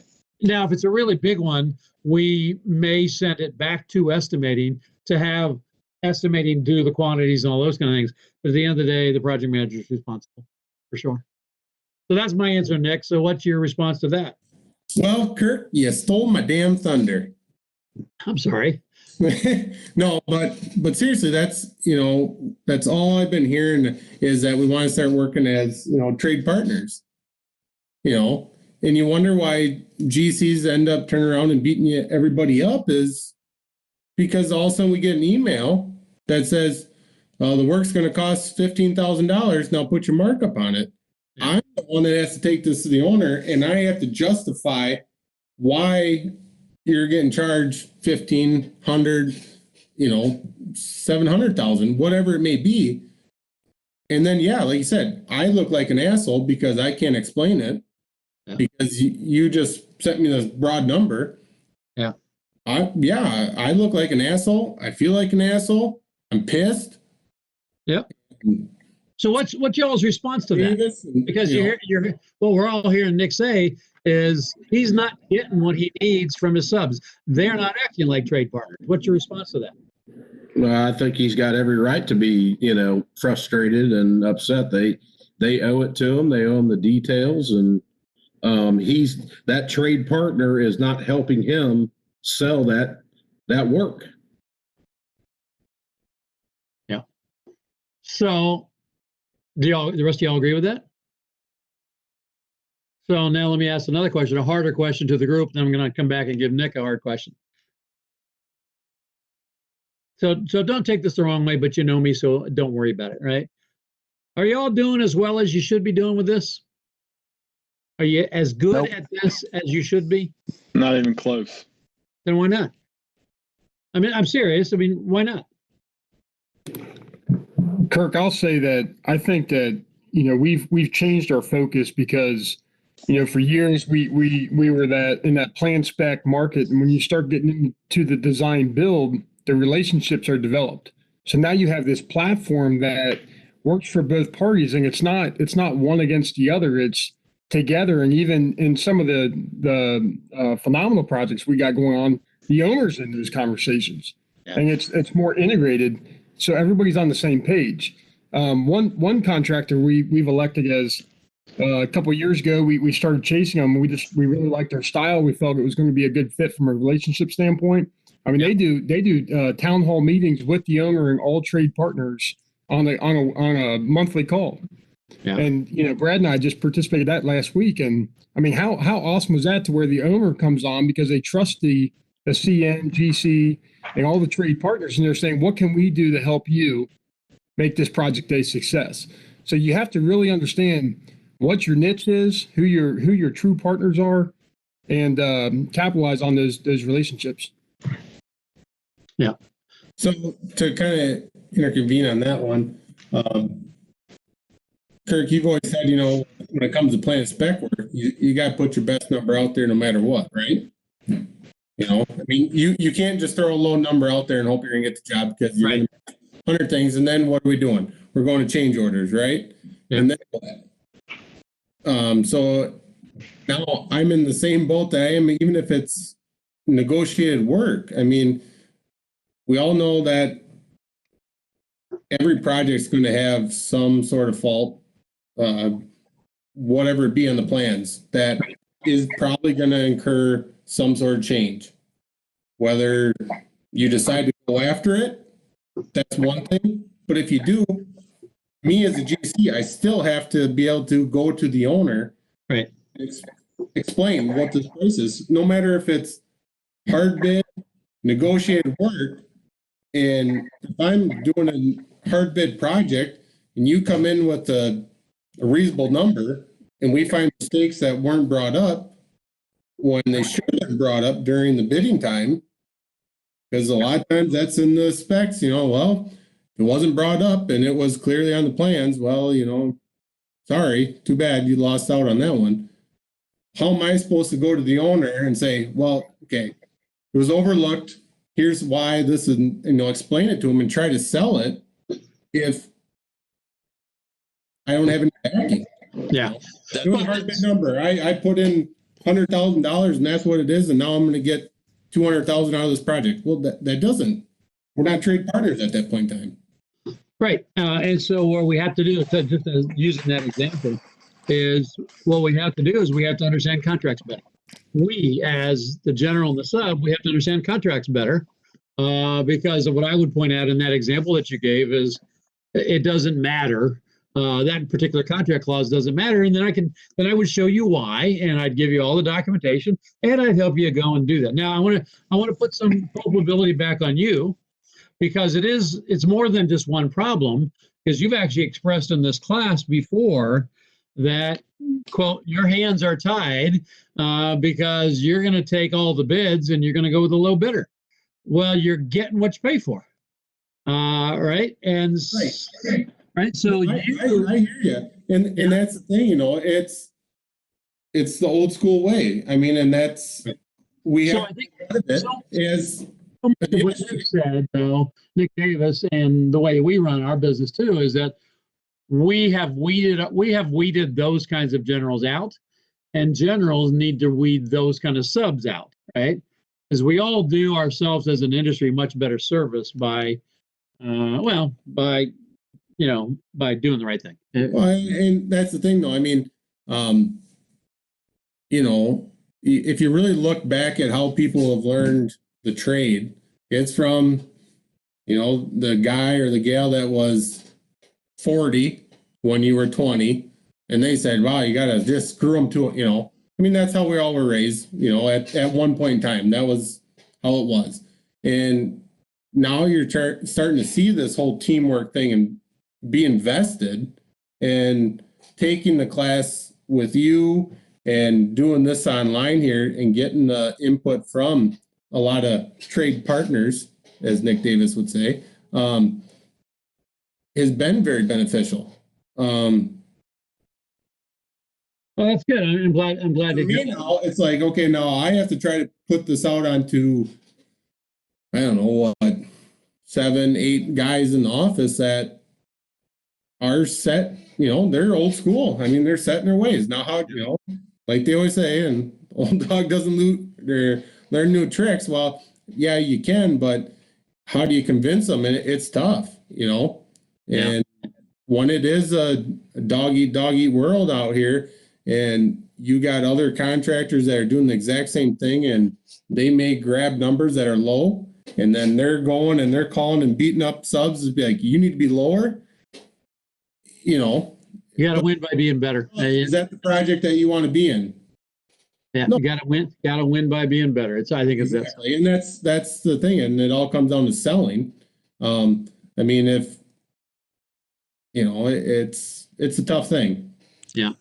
So Kirk, just to get back to things here a little bit, I mean, and everything we're saying is really in the theme of what's going on now. We're going back to Westminster. Yeah, let's do that. Yeah. Where we are now. So and the trade partner, I mean, that's a very, very good point. Okay. They do a lot of work for this owner. And they build a lot of, this whole division for this company builds a lot of assisted livings. We've got one other good sized one going on right now. It's 3 buildings, and we could end up working through the campus, and being there for a period of time. However, at the same time, you don't have much of a relationship if you're not making money. If they're kicking your ass, okay, you don't need to keep putting up with that just because they're giving you work. Because I mean, what's the deal? Okay, so you lose $300,000 on a job. Let's just say that. Okay, well, if we're lucky enough to do 10% profit, right? So that's $30 million worth of work, right? That you have to do to get that back. So I mean, it's just like it doesn't make sense. I mean, I'll get aggressive over $5,000. Yeah, because at 5%, that's $100,000 that I got to do to get that $5,000 back, right? So, as trade partners, how do we do this thing? One thing that I haven't been able to do, maybe you have a magic form, because it's happened to me on this job, is productivity. Because as I mentioned last week, we did a lot of redesign because the engineering wasn't correct, and what systems were tied into what part of the buildings and everything else like that. So I could put in my foreman's time, and they were pretty cool about that. I think it shows relationship, but I didn't know how to document our other time. Yeah.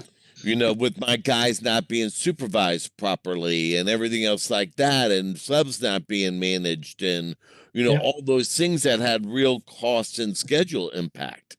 I mean, there's real money there. And I think it's one of the reasons why the job has gone even further south, because of the lack of productivity. And I don't know how to measure that. I don't. What you need is this book that I'm holding up right now, which is a book that has all of those charts and graphs in it that I wrote a long time ago. So I'm going to share that with you. What's the name of it?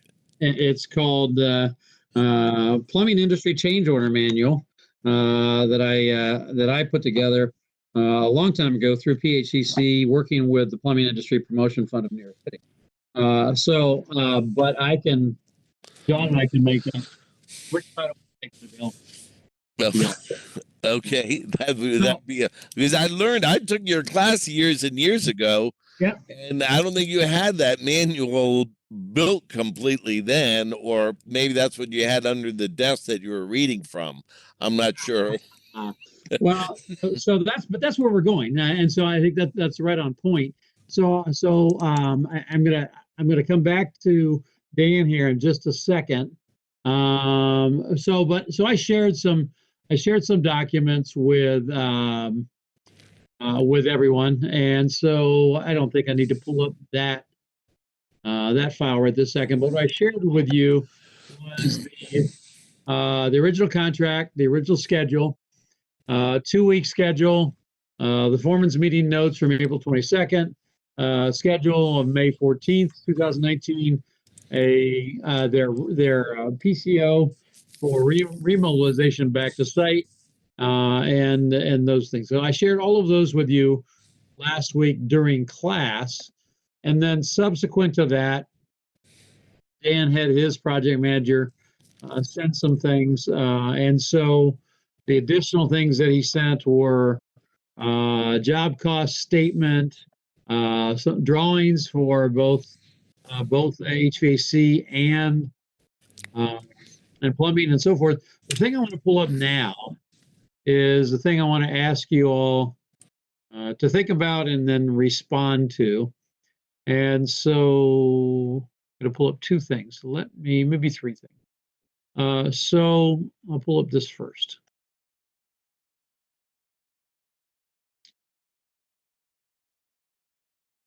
Sorry, while you're doing that, I wanted to bring something up that I was looking in the scope.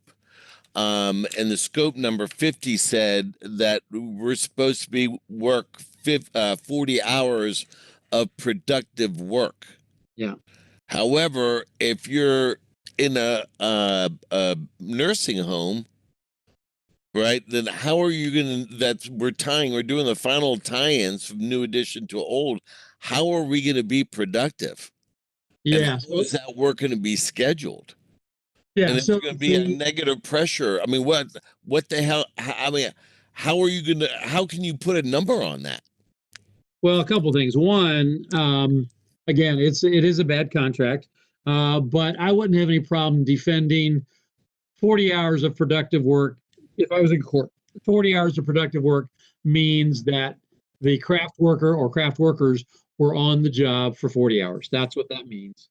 And everyone knows that in a 40-hour week or in an 8-hour day, we don't get 100% productivity. Industry average is 55%. And I could prove that all day long to the court or to a customer. So one, that's just baseline productivity is, let's say, on new construction without existing.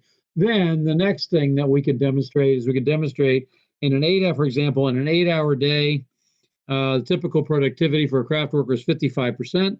However, if we work in a existing space where sequencing is moving all around, we do in fact have charts and graphs that show the losses in productivity for those things, the learning curve, et cetera.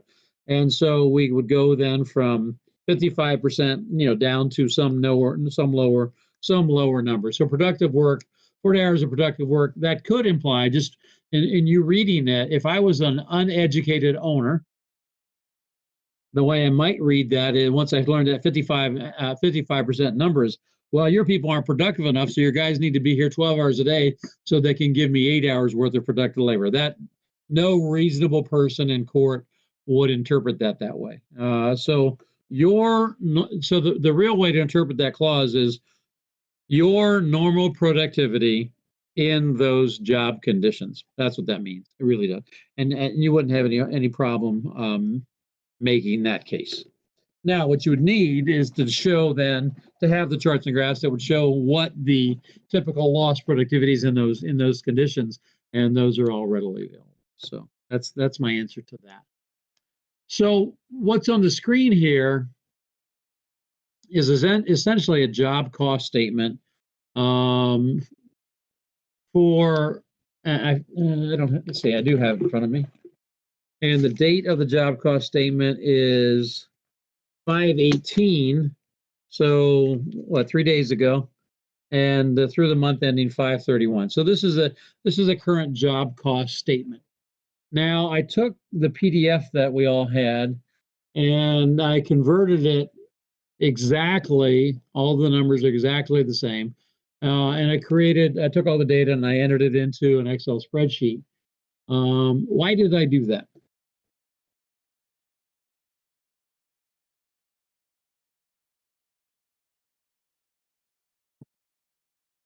You can play with the numbers.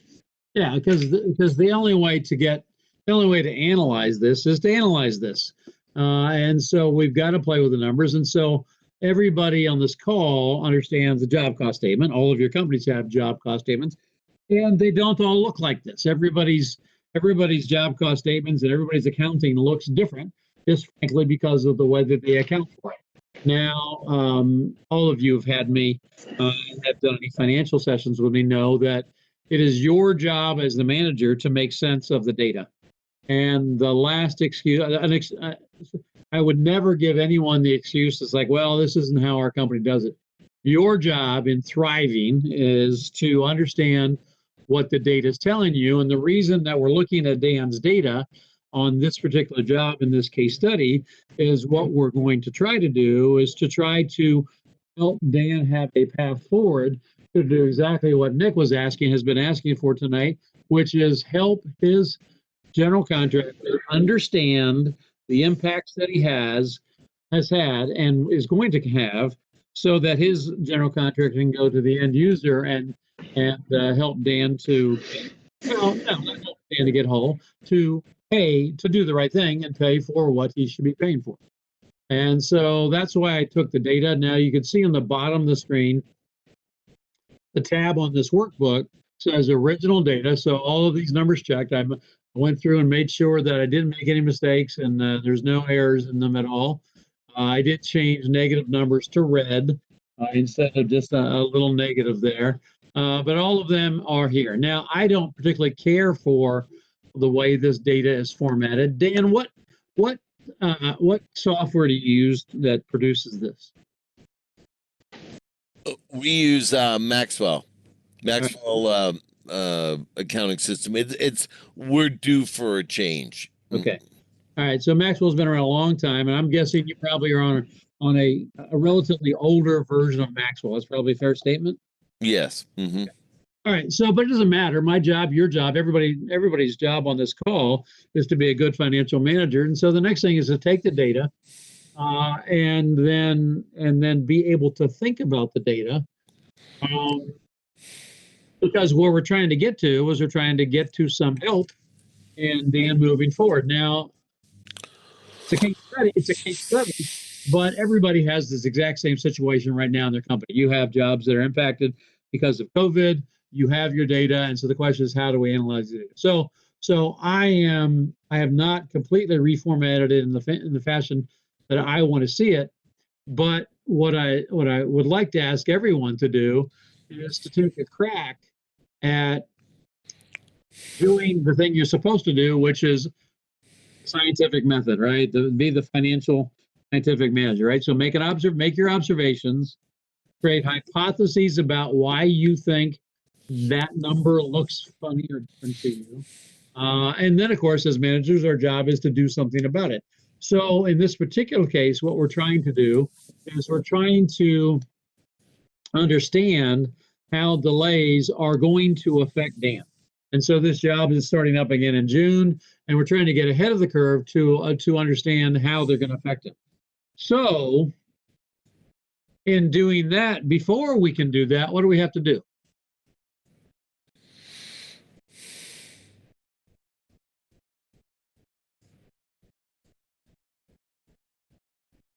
Now, this is what happened last time I showed numbers, and it is a numbers game, right? So what do we have to do before we can to go down the road to identifying what his additional costs will be? Knowing and understanding the data. Yeah. So what we have to do, the starting point, is to understand where the hell we're coming from, right? And so that's what we're going to get to. So we haven't experienced, yes, we've experienced delays, but we haven't started up yet.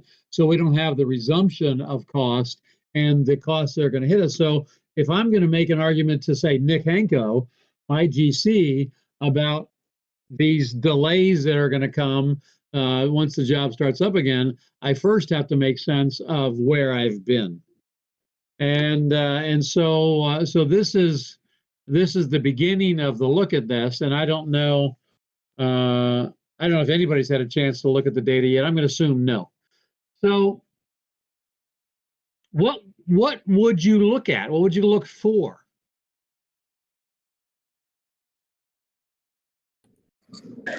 Your gross profit per man hour, and all right, I like that comment a lot. All right, so I'm going to start a different card here, and so look at gross profit per man hour. And so, what would you be looking specifically for there, Dustin? I guess to to quantify your loss or what you're losing in productivity. Okay, good. Okay. And I'm trying to think, how do you? I'm running through a calculation in my head. Sure. How do you compare? Well, no, that's all right. Yeah, let me think about that question, and then I'll get back to you on it. All right, good. No, so that's a good metric. Look at gross margin per man hour. Give me, it doesn't got to start off well. Give me some other things that we should be looking at to try to get our heads around this. Where the actual is over or under the projected. All right, and specifically, what are you looking for there, Dave? Any busts Okay. in your budget? All right. So over and under. And why are you looking for busts in your budget? Well, that would point you to where you're having productivity issues. Okay, so now I'm going to be devil's advocate. I'm going to be Nick now. And so we devil's advocate and say, yeah, you're damn right. But you were having productivity issues before the delay, and those aren't my frickin' fault. And so I'm not going to let you claim for losses in productivity when you already had losses in productivity during the job. In order for me to be willing to pay you anything, what do you have to prove to me? I'm going to have to show you that, yeah, we were having productivity issues before, but we have additional. There you go. Perfect. That's exactly right. So the key here is you're going to have to show me additional if you were having any productivity issues, because we're not going to lie. We're going to do the right thing. And so let's say we were having worse productivity issues than we planned. We're going to show additional productivity issues, or let's put and what, Dan? So I'll go back to Dan now, because Dan has had some productivity issues here before the shutdown, but I'm going to make an argument if I'm Dan that what? Well, I mean, here's the thing that's crazy, to be perfectly honest with you. We were driving the job. Okay. Yeah. Our productivity was hurt by my foreman and project manager at the time being bullied by the superintendent and making us work out of sequence and work extra hours. We go in to shut down the building, and they're like, well, you could have done something else, when we couldn't shut it down, but you could have done something else and you didn't do it while your guys were here. And that's where a lot of our productivity fell off. It wasn't overall. I mean, we usually do get our inspections first, and we push it, but Clover did not handle the job. We didn't manage the job properly, and my foreman is just rip the meat from the bone, get it done kind of guy. And he was getting pushed around, and so we left a lot of things on the table. So I made that well aware to them, to the extent that one of the VPs said, like I said before, we did a lot of research for them. We'll put in for your time, but I don't know. You said you have that book, and maybe I will use that. So that's kind of what happened to us there. So they know the difficulties of the project, and we've been working with them all along. They know that these are difficulties. And the funny thing is Eric is senior PM. He was not working on this job, but he's on this call. I was out of town when you did this, trying to get a couple of days to get off. It was on Friday. You sent it to me, and Friday I sent it out. But anyway, or Eric sent it out. But since we sent this letter, it's been radio silence. We have not heard a freaking word. No. Right. Yeah. Actually, to be honest with you, they're starting to pay some old change orders and things like that are back from several months that we've been waiting like 4 or 5 months to get paid on. That's a good thing. So do I get a commission? Is that I got a case of Woodford Reserve coming your way right now. There you go, man. There you go. Well, that's actually good. That's good to hear. And I didn't mean the Woodford, but that's just an extra. No, it means you got their attention, right? Oh, big time, in a very healthy way. It goes, like I said, it goes back to leaning jobs and things like that. I mean, through conflict comes resolution. I'm a firm believer in that. And as long as it's not done in a nasty, mean, and like you said earlier, a right thing way, that this is the right thing. They know it's the right thing and they don't know how to address it. So that's why how this thing's going to shake down looks good. And also, to be perfectly honest on this thing as well, we do have a bust. I forget who it was that mentioned it earlier. Or the VRV, as Dykin calls it, or VRF. All that piping wasn't taken off correctly. And it was probably about maybe 35% light or maybe 40% light on the amount of pipe that we had to put in. So that hurt us as well. So a lot of our wounds, and I think this happens with all of us, whether GC sub or whoever the hell it is, a lot of your wounds are self-inflicted. Yeah. Yeah, and I think that's a good, to follow up and go back to the Nick discussion, is that transparency and being a trade partner means going and having honest conversations. And I would not, for example, if I had a bust in my estimate by 30% for some piping, I'm not going to go and try to get paid for that, because that's my screw up. And I'm also not going to try to make shit up to get paid for that. But I am going to collect for everything else. And so I think the good news, though, is in moving the case forward and looking at what's coming and the costs that are coming, I think the possibility also exists to still go back in time and look at some of those ways that they have already hurt you that cost you money. And this gets back to, what does a change order do? A change order changes the contract. And so what that means is I've not given up my rights to go back and reassess that. And that then can give some leverage, right? And so I wouldn't completely abandon getting paid for some of those things where you've already lost. I think that everything is back into discussion now. So you had said, as far as who is it that's on? You said, because I noticed it. Dan from Eric. It's Eric, right? Yes, Eric. Hi, Eric. So I already looked you up on LinkedIn while we're on, because you look like a lurker, and I've invited you to my LinkedIn. So it turns out that you're not a lurker, so that's good. So Dan, I have a question for Dan and Eric. I have a question for you. The only piece, the biggest piece two big pieces I would still like to have that I think would help everybody. Now, I can take this data. I'm going to talk a little bit more about this data, but I don't want to give everything away right now, because we're getting close to the end of the time. But I would still like a labor report and the original estimate, if we could get that. But the most important of those two would be a labor report. So by labor report, I mean, what was the total hours by? We've got all these cost codes here. Over the total hours, the total hours, and then the actual hours to date. And then, so if we can get that, anyway, we don't need to do that here. I guess I'll ask you this question.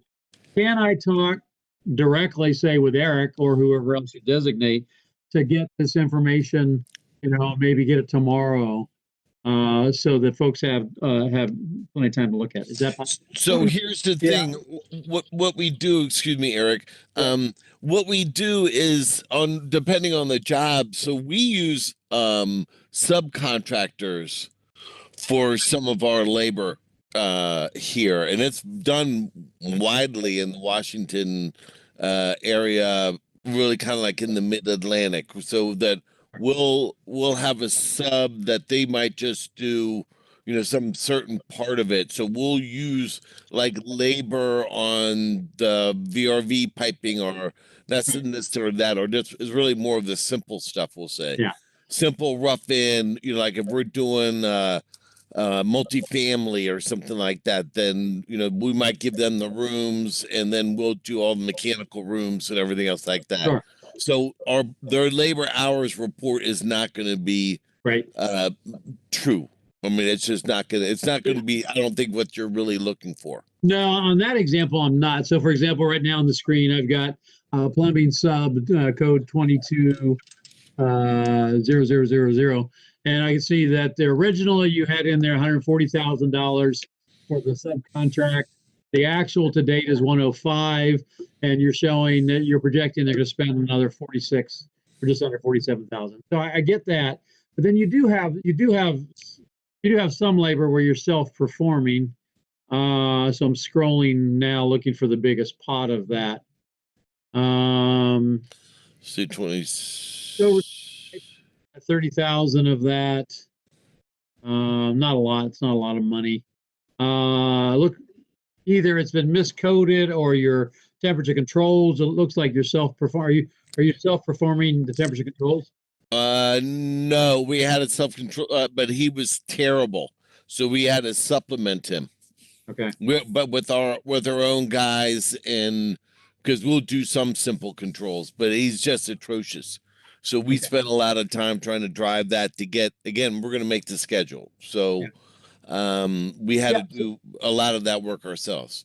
All right. So that helps. And so, but even with what you sent, there's, it tells the story. It tells the story pretty well. Your supervision, of course, is way over budget. You talked about that already.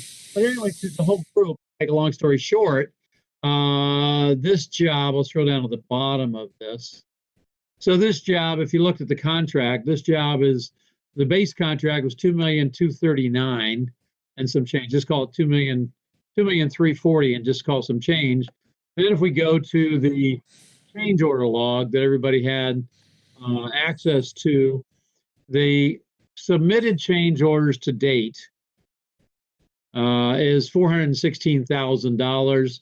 The approved change orders to date is $169,000. And then there's a large, the piping one, a large change order proposal for $100,000 that was not accepted. And that's a big piece of it. So now I'll go back to the other spreadsheet. And so make a long story short, here's where we're at. Is the change orders proposed? Can everybody see that? Yes. Yes. All right, so change orders proposed from that other form, 416,000 and some change. Change orders approved to date, 169,000. Change orders, I'm saying rejected. They're marked as void on that, but or void rejected is going to be the same thing. There's 103,000, and then there's 143,000 dollars in change orders that were open, that were submitted, still on consideration. It sounds like some of those, Dan was saying earlier, some of those have been proposed. So then, if I go ahead and take the original contract amount and the approved to date, then what we end up with is a current contract value of $2,409,000. I think that's right. So $2,239,000 and $169,000. So that's $2,409,000. And so that's the contract that we have to date on this job. Then the cost to date that we have, and so by cost to date, what I'm calling cost to date is the actual plus committed. So that's kind of a quasi cost to date plus approved. Cost to date plus approved change orders. I'm sorry, our cost to date is here. It's our actual cost, and so all of these actuals right here. It's the $2,195,000. This is our actual cost to date, plus the committed cost, because committed cost is just obviously is just a statement that you're going to spend that money. When you add those two numbers together, you come up with a number of $2,432,000. So right now, with the current contract value, change orders approved to date, plus base contract, we're upside down by $23,000. And so that's the current status, and that's before we have the bad news that's coming as far as acceleration, impacts to productivity, et cetera. Now, if we received 100% of the proposed change orders that are out there, then our profit would go up to $120,000 if we had no additional cost. But of course, that's not realistic. We're going to have cost. And so we still end up, even if we have all $120,000 of the proposed change orders out there, we're still going to be close to a zero net profit or something, certainly around the $50,000 or whatever. So for me, if I was coming in as a consultant, I would have 2 tasks ahead of me. And of course, that's what I'm going to put out to all of you, is the two tasks in front of you are, one, we have to see if we can claw back some of those losses that we already have experienced, which would mean then writing an additional change order request for losses that we've had prior to the shutdown date. And then the phase 2 of that is to use the data that we have, and then what we know is coming as far as lost productivity to make projections to our customer as far as what we think that's going to be. So that's the job in front of us. So Nick, I see you've put a couple things in chat. So let me go to chat and pull those up. I think Nick is saying, "Hell no, we're not going to pay you." All right, so Nick, you've posted a couple chat comments about. Go ahead and take us through those. So I'm looking at chat now. So you started with Article 4, diligent performance. Go ahead with that. We can't hear you. You're moving your lips, but you can't hear you. I know. You're just screwing with us. So Article 4, diligent performance, Section A, there's a line in there that says subcontractor shall furnish information requested by the contractor in connection with monitoring and updating the project schedule, and shall immediately notify contractor in writing of any interruption of the work or late delivery which causes or may cause a delay in subcontractor's performance. No extension of completion date shall be permitted unless approved in writing by the contractor and owner, and subcontractors shall be responsible for any losses or penalties included by contractor as a result of delays in completing subcontractor's work. And then you go to same article, Part B, to the fullest extent permitted in applicable law, contractors shall have the right at any time to delay or suspend the work or any part thereof without incurring liability therefore. So just wanted to see what your thoughts are on that. No, so here's my thought. I guess really in my part, that's where I'm going to stand on. Oh, I agree. No, I agree 100%. And Dan's customer, I'm sure, is going to respond the same way. And what they have going for them is this is a really good bad contract, right? And so the general contractor has a lot going for them by virtue of this contract because the language is so one-sided in their favor. And so if nothing had happened, I think Dan's ability to claim, especially for the stuff that happened prior to the COVID shutdown, I think he'd have a very hard time making a claim and receiving any money for it. All right, so that's pre-COVID. However, everyone who knows me knows that I will always say this because it's true, is a change order creates a whole new ballgame. And the change order creates a new contract, and that includes the things that were opening the door to negotiate that are coming up, but it doesn't in any fashion preclude me from going back and negotiating for things that I didn't get that I should have gotten because I didn't sign a good contract. I didn't open up the contract. Dan didn't open up the contract. The general contractor, the owner via the general contractor opened up the contract. And so now you have the risk. And so for me, I am going for all the stuff I'm moving forward on. I'm also going to go back in time. Now, I may not get a dime of that. If I think I might not get a dime of all that stuff I go back in time on, why would I even make the argument? Because you got nothing to lose. It's all about the beads, right? All of you who've had my classes know it's all about the beads. It's about negotiation, right? And so if I go back and argue the things in the past where I let you get away with shit, and I argue moving forward, I've got a much better chance of successfully winning this negotiation. Now, this is not trade partner negotiations. If this is a if this was a design, build, negotiated IPD job, we would not be having this conversation. It's not what we have. If I was on a design build job with one of my best clients, and we have a COVID shutdown, and we have lots of those situations, it's not an issue because the Four Seasons Hotel I'm building knew that we had a 2-month shutdown in California on that job, and they're going to do the right thing, and I'm going to do the right thing. And so it's not an issue. There's still going to be monies that are exchanged because of the shutdown, but not because of scope and those things. So anyway, that's the Pandora's box that's opened by all of this. And you're spot on with going right to that contract reference, because should the owner not have changed anything, Dan doesn't have much leg to stand on. But that ship has sailed. So now I'm going full bore the other way.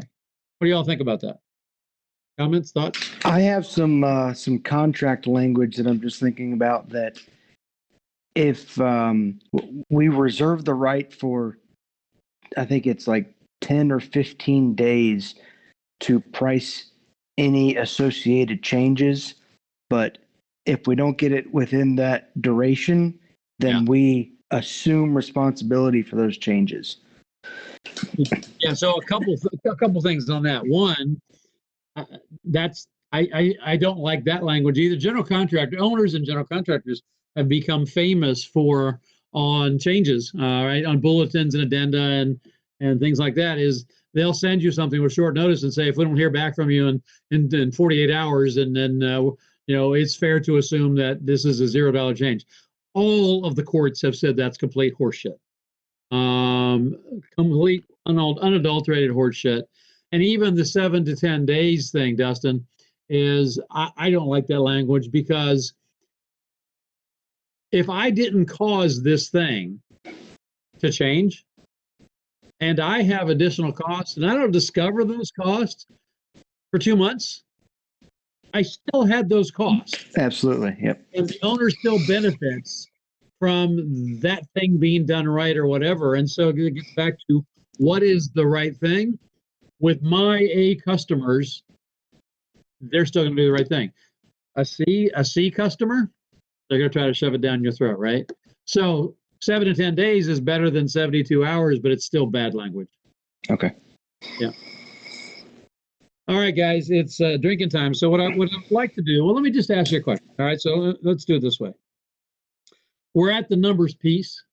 Where I really want to get to now immediately is to craft the document that Dan can move forward with.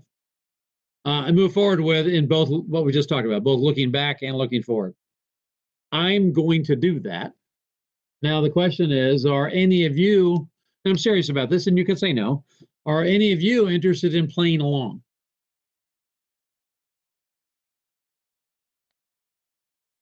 I see Brad shaking his head. Yeah.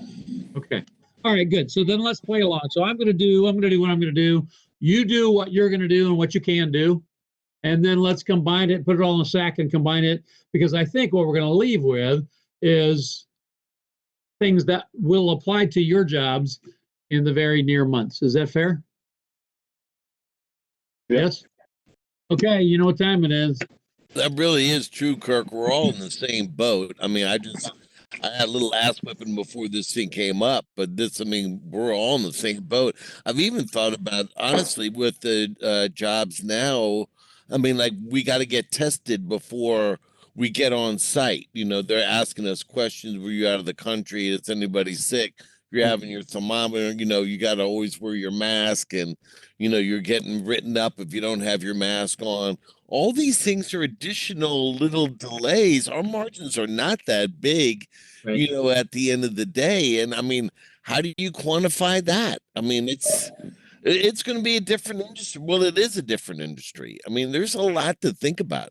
Yep. All the way around here. I think it's true with everyone. The paranoia. But things are delayed. They take a lot longer to do anymore than they used to. Even getting your material. No, this is exactly You right. get your material the same, everything. Yeah, that's exactly right. So what we need to have on this change moving forward isn't just the delay impacts, it's about our new cost of construction. And our new cost of construction has, all of the rest of the job has to include all of those costs for all of those small little pieces, right? Right? So, and so that's what we're going to do. So Dan, Go ahead. you just said there that, you're incurring the cost of the time spent filling out the forms in the morning and possibly at night. And this goes to the rest of y'all out there too. So you mean to tell me if a GC is taking the time to provide you sure that you're filling out these forms, showing that they care, you're taking that for granted? Do they care? Or they just covering their ass? Just go to a job site that, You did a but form for you're telling me 15 that minutes, you and you're gotta go to telling a me you're job taking site. all this time? Well, yeah, come but so on. you mean to tell me that I should just say screw everything about COVID on this whole survive and thrive thing and just let you go back to working on top of the rest of the trades? No, it's a cost for you and it's a cost for us. It's a cost of doing business. It is. This is going back to the old school and we're in the new school. The new school is we got to cover our costs. I'm not worried about, again, an owner that doesn't want us to make money, doesn't want you to make money. We're taking it for good. No, you got to do it by law or whatever it is, but it's still a cost, whatever the reason is. It could be because, Ivanka Trump said we got to do it, or whoever the hell else. We still have to do it. And then that's why they have builders risk insurance. It's not law that you have to fill that out. That's just something that I guess the GC is doing on their own. But do you not feel safer going onto a job site with the GC that's taking the precautions? So now, I love the question, but here's the thing. This is perfect. I know. It goes back to Nick Davis's trade partner things. Nick, Hanko, you're not my daddy. You're not doing me any favors. We are all now in a new world, and the new world causes us to all do things to protect each other. That causes us to lose some time, and we're all doing it willingly. And you're not saving my ass. I'm not saving your ass. We all have additional cost, and I'm going to do such a good job. The collective I'm going to do such a good job putting them together that you're going to add them to your change order format. And then we're all going to go to the owner and say, Mr. Owner, you just lost 20% productivity on this job, and you need to pay for that, including the overhead on it and the profit on it. And by the way, it's not negotiable. Period.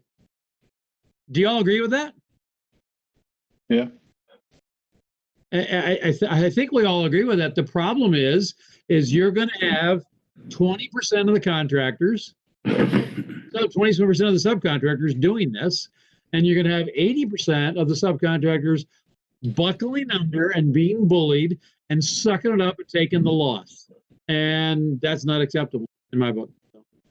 Anyway, we're at drinking time now, so let's start drinking and talking. So I got one. So contract wise, so if I put in my contract, let's say Brad, because your mug's on my screen right now. You froze on my screen. It was terrible. If I was to put, you have to put XYZ hours per man a week. What would my leg be to stand on that? I know different trades kind of work, you work the 410s or, whatever they want to do. How does that kind of play into it? I'd like to hear a little bit on that. Sounds like you were asking Brad. Well, and anybody. Like I said, Brad's mug was just froze on my screen here, and it kind of creeped me out, so I called him out. You're kind of cutting in and out there, Nick. What's the actual question? So if I sent you a contract that said that you had to work XYZ hours per man per week, would you ever even notice that? And how would you rebuttal it? And would you even sign a contract if you saw it? To be honest with you, I've never come across a contract that tells me how many hours I have to work per man per week. I've had contracts that verbiage that reads weather delays. Each subcontractor is responsible for to make up days without overtime, that kind of stuff. We don't, as far as your regular plan and spec job, we don't, we calculate that as a multiplier and make sure that we're covered for those. And, obviously, it's an estimate, and every estimate you take is a risk.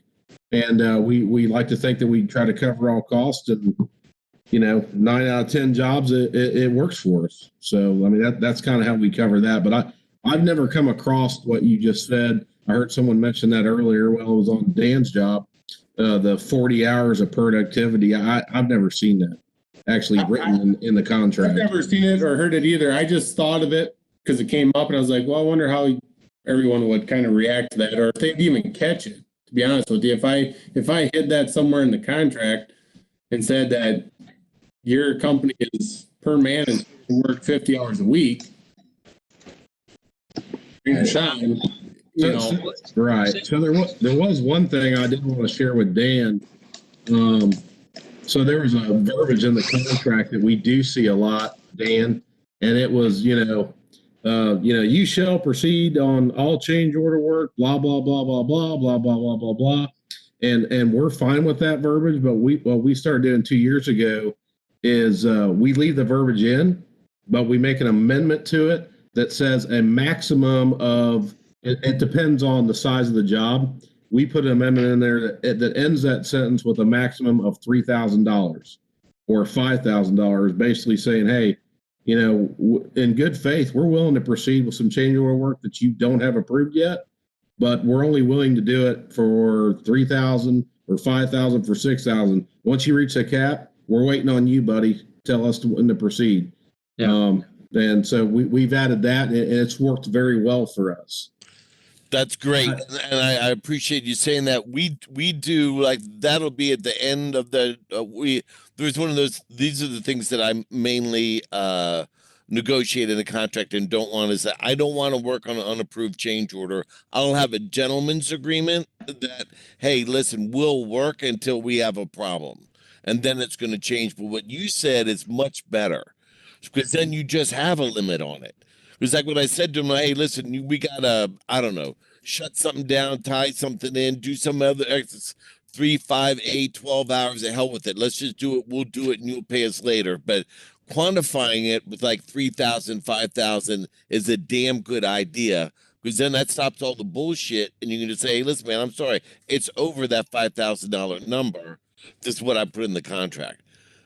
But I don't, and be more arguing is, agreed upon schedule is something I always have in there too. I got to have agreed upon schedule, a right to lien, and then approved change orders. Oh, and design intent. I don't have any freaking intent. I don't give a goddamn what the intention is. If it doesn't work, it doesn't work. I've got the plans and I have the specs. I don't have intent, and I don't have emissions or I forget what the hell the other term they use for, or perceived, or that kind of bullshit. Yeah, drawings are diagrammatic in nature. Yeah. No. Homie ain't doing that. Yeah. So Dan, do you just cross out and add onto the contract? Yeah, I'll strike it. I strike it, and then what they do is then they'll send back an amendment. And then if they don't give it to me, I walk. I just walk. I don't care. Especially during the recession and everything else like that. I got my ass kicked like big time on this intense stuff, and I got crushed. And I just won't do it. If they're like, oh, that's too bad, then that's too bad. There's some big owner developers here, GC owner developers, that they've been wanting, us to do their work for a long time. They've been around for freaking generations, and they won't give that up on their contract, and I won't work with them. Hey, Dan, I think you bring up some really good points. One thing just to note for everybody on the call, one thing that, Brad and I have done is we reach out. A lot of times you get these contracts electronically. So just reach out by email or by phone call, GCs, CMs, that's intentional. So reach out, make a personal relationship, call them and walk through the clauses. And a lot of times they're going to 9 times out of 10, they pass us to their district office, which is typically out of state. And then we walk through our terms and how we want to rework it. Brad's a mastermind for that. So we work good there together, but so we'll do a separate amendment, and then we'll actually note in the contract before we sign it, we make sure we get an approval for the amendment that's actually went to the PM or the district office, whatever it may be, and then we have them note that back into the contract. So you guys write the amendment, and you don't wait for them to do it. You write it yourself. Do not sign any electronic contract before you have an amendment tied back, and have them send the contract again, referencing the amendment that you wrote. Right. My question is, do you guys write that amendment, or do you wait for the general contractor to write it? We write the amendment. What about you, Nick? We do too, and then sometimes they come back and then reword the amendment, and then it becomes a negotiation. But then we go. Yeah, for sure. I'm going to write the amendment, and then then there's always the negotiation. So, all right, now we're going to talk about kids and dogs and booze. All right, so let's. Hey, Kurt, this is Dustin. Can I ask one scheduling question before we move on to that? Yeah. So we have an overall project schedule, and then our biweekly coordination meetings. We have our 3-week look aheads. Right. What's your thought on shifting the overall project schedule and the 3-week look ahead? Yeah. So when people as a rule, in fact, this is how you know a general contractor has completely thrown away the master schedule that's in your contract. When they move to managing the project almost solely on 2 or 3 week short interval schedules, almost always what that means is they are abandoning the schedule that you're in contract with, and they're making shit up as they go. That is just what happens in our industry. And so the warning signs should be going off in your head, and the schedule that matters is the schedule you're in contract with the day you sign the contract. What GCs typically do, no offense, Nick, what GCs typically do is the superintendent for the GC starts almost immediately building the job however the hell he wants to build the job, and that is reflected in his 2 or 3 week short interval schedule. That's not, you shouldn't be signing contracts that allow them to do that. We won't play that game. Nick, there's nothing wrong with 2 and 3 week short interval schedules if you match the projects, but they seldom do. Usually that's a sure sign the superintendent is doing whatever the hell he wants to do, and your job is to run along like a good little boy and do whatever he tells you to do. Right. So what we've been doing on one of the current projects is we have our schedule set. We've been doing look aheads. It's more of the owners providing the materials. So it's just trying to stay on up to date with them so they can make sure that we have the product on site. They love it. Yeah. And you're going to see changes in your schedule come from it, minor things, I mean, where guys step up and they're like, okay, well, we thought it was going to take this long. We got here. Now we can bump up concrete or whatever, Oh, that's the problem. That's exactly wrong. That's not what I signed up for. When you bump up concrete, no. My schedule. I'm not saying that. No, I'm saying is we're going by the schedule. We're doing our look aheads, and a contractor, they say that next week we're going to be out of there on their own terms. It's not going off the schedule. They're just saying that, hey, we're out of here. We're done. We're able to, make up the hours or whatever it may be. We had guys available. We send them over and we bang it up. We can move concrete up. So then, yeah, it does change the kind of. You're missing my point, though, is that I get it. So somebody finishes so a predecessor task is finished at a time. Yeah. That's good news. Right. Good news for you, good news for the owner. The problem becomes when you suddenly then expect people to shift to take advantage of that. No, that's not my responsibility. I can do whatever you are willing to pay for, but you now, in fact, are impacting my crew size or my rate, working overtime, adding men, extending the schedule. You're affecting me, and I don't agree to do that. No. No, it makes sense. Yeah, like I said, I mean, for me, you don't hear that coming in that, I see it, but I don't see the effect, per se of, okay, well, if a sub says, your electrical contractor, you got your undergrounds done and finished up, and now I can bring the concrete guy in. Yeah. Is that really affecting him?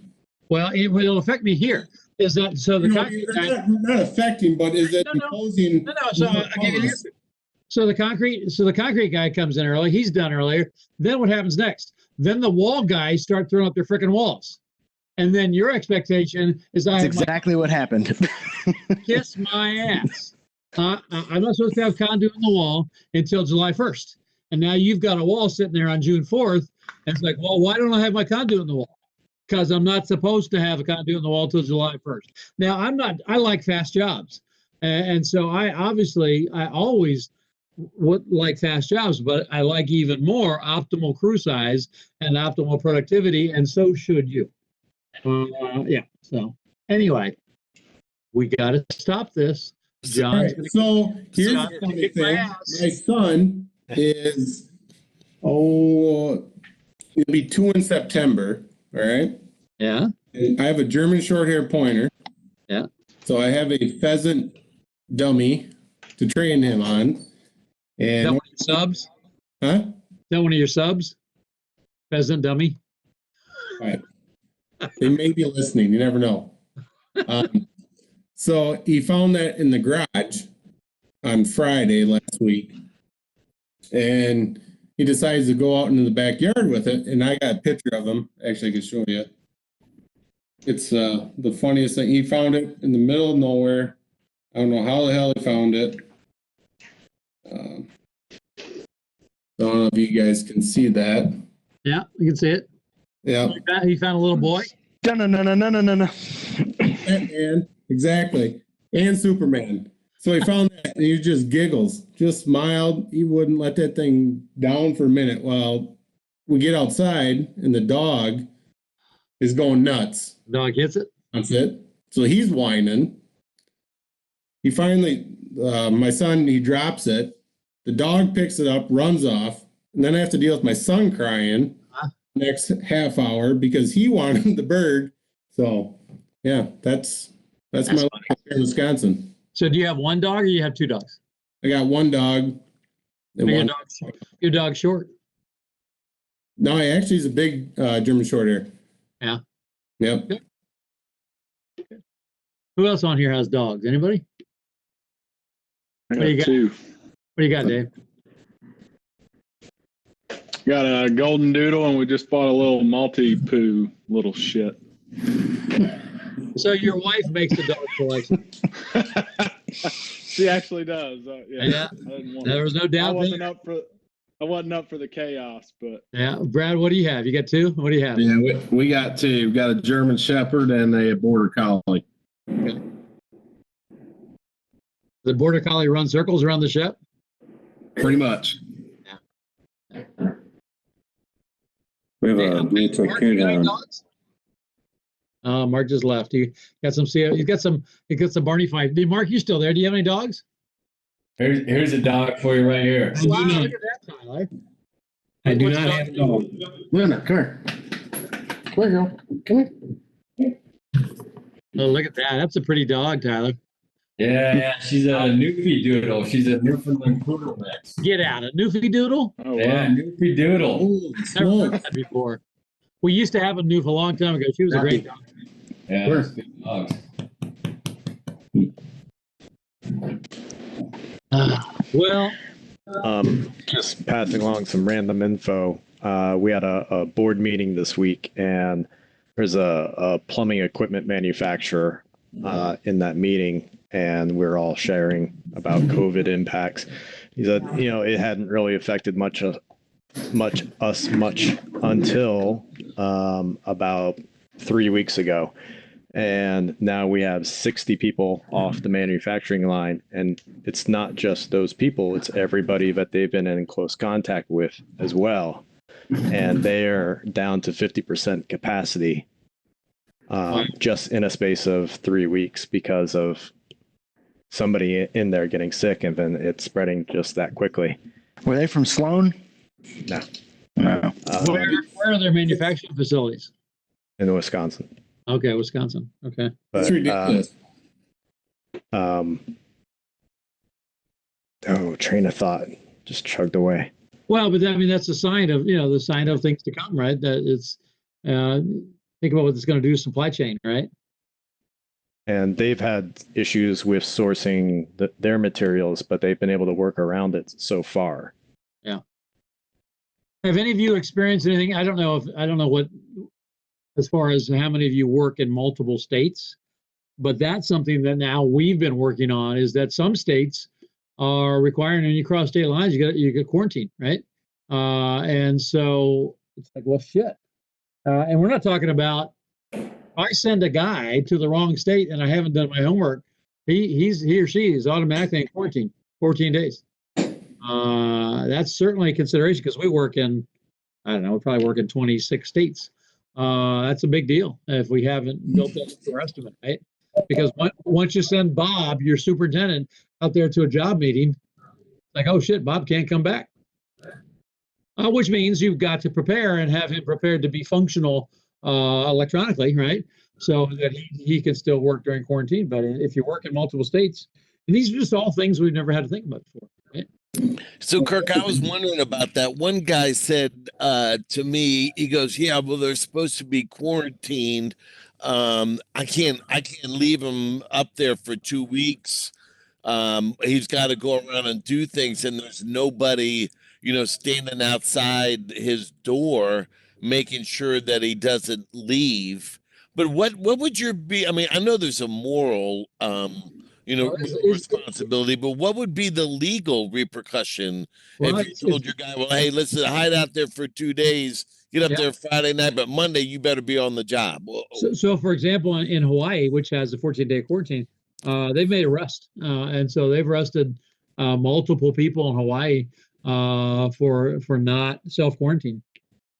They've arrested tourists for doing that. There was a moron on social media last week who he flew, I think, from Illinois to Hawaii, and he was just on vacation and hadn't planned, and get there and say, you got to stay in your hotel room for 14 days. And he was on the beach doing videoing himself with a sign, quarantine, and they arrested him because if the state has a quarantine, you're breaking the law. Well, the thing is I know a guy that was deemed in close contact, tested negative, had to go on quarantine because of it. Yeah. But he could do whatever he wanted to do. He just couldn't go back to work. So he could still go to the store and stuff? Yep. That's weird. To certain stores. He couldn't go just willy-nilly, but there's a few restrictions, but he could still go to certain places that was like, well, how does that self-quarantine anything? Yeah, it does. So it doesn't seem logical, but right. The bottom line from a business standpoint is you have to follow the law of the state, right? And Wisconsin, they opened up everything now. So I have a feeling in a week, we're going to have a huge increase of COVID. There's already been some, I've already seen, there's already been quite a few upticks, right? Right. guess people are doing all kinds of stupid shit. So one thing though, OSHA deemed COVID a recordable. Yeah. Yeah. That's going to mess with you. It is, but that's all the more reason to do the right thing, right? Right. But the funny, how can they call it a recordable when you could catch it going to the grocery store? Well, it's then, yeah. You know, I know ABC's kind of fighting that, trying to help out on it, but how do you I mean, that's going to hurt every industry if all of a sudden, you get 2 or 3 or 100 people that all of a sudden come down with COVID and they no way to prove that you caught it at work. Well, here's the thing, though. Well, that's not necessarily true, right? Is that, let's say you've got an estimator who comes to work. He or she has been, in proximity to somebody, comes down with COVID. Everybody in your office is exposed.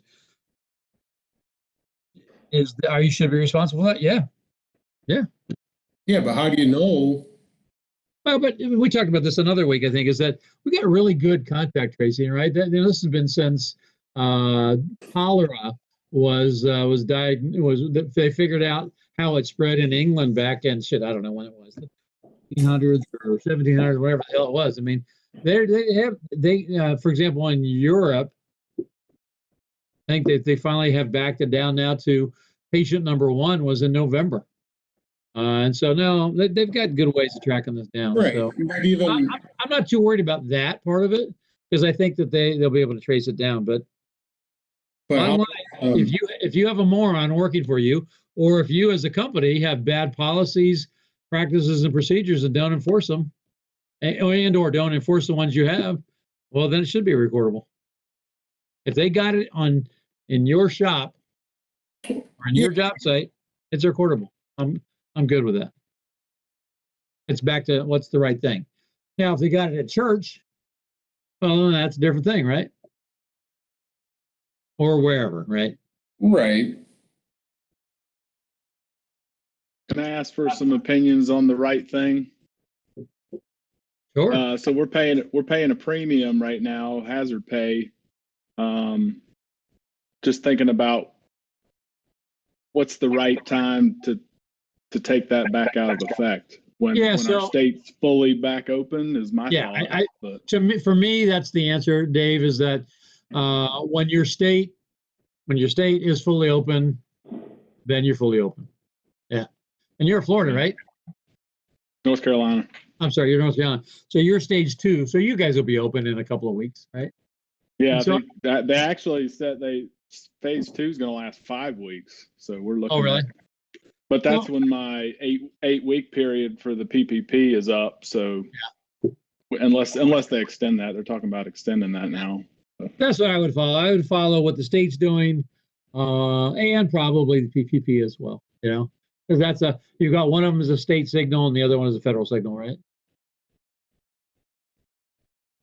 So back to that 14-day quarantine thing, we do have some job sites that are on that.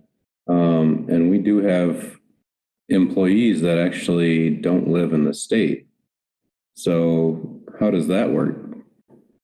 How would you approach that? You cross, seriously, it depends on the state, right? You're in Iowa, but it depends on the state. If the law is, in most of the states that have this, the law is if you cross the state line, you have to quarantine. And it's actually a law now? Oh yeah, yes. Short answer, yes. So again, is not that every a state has change? that. We don't, like in Indiana, we don't have that law in Indiana. So you really need to look at, where you're, South Dakota, where's the job? What's the? I'm gonna say I don't think we have it in Wisconsin. Well, they have recommendations, right? But Kirk, wouldn't that be a change then? I mean, it's like, so you got a guy, right? And then he's got to be 2 weeks. Yeah. Plus, I mean, that impacts his schedule. I mean, all the way across the board. Oh, absolutely. Oh, for sure, it's a change. Yep. No Wow. doubt. So the moral of the story is, if you cross state lines, you need to check and see what the appropriate law is in those states. So if your guys had to wait then 2 weeks before they could, let's say they're traveling, because there are a lot of companies that use it, like do that, right? They travel and they go different places and do different things, whatever industry that they're working on. So then they have 2 weeks in a hotel room or whatever until they can start working. Right. Then you would have their time for 2 weeks, and then there'd also be acceleration, right? Sure. So there'd be acceleration. There would be all of the per diem costs. Now, I wouldn't charge for 2 weeks of dead time because I would have them being productive in some fashion, right? Pre-planning, documentation, those kinds of things. But we would have lost productivity on the job, obviously because of it, right? Because they can't be there. Yeah. So, yep, all kinds of costs. So, and again, the good news is that none of this is your fault. And we're not all in this together. This is builder's risk. This is the owner's responsibility. What am I looking at, Nick? Somebody in a bunny suit and a guy under a tree. Is that you under the tree? Oh no, you're not. You're not behind the subcontractor. I think that's Nick in the bunny suit. What was that, Nick? Bearded.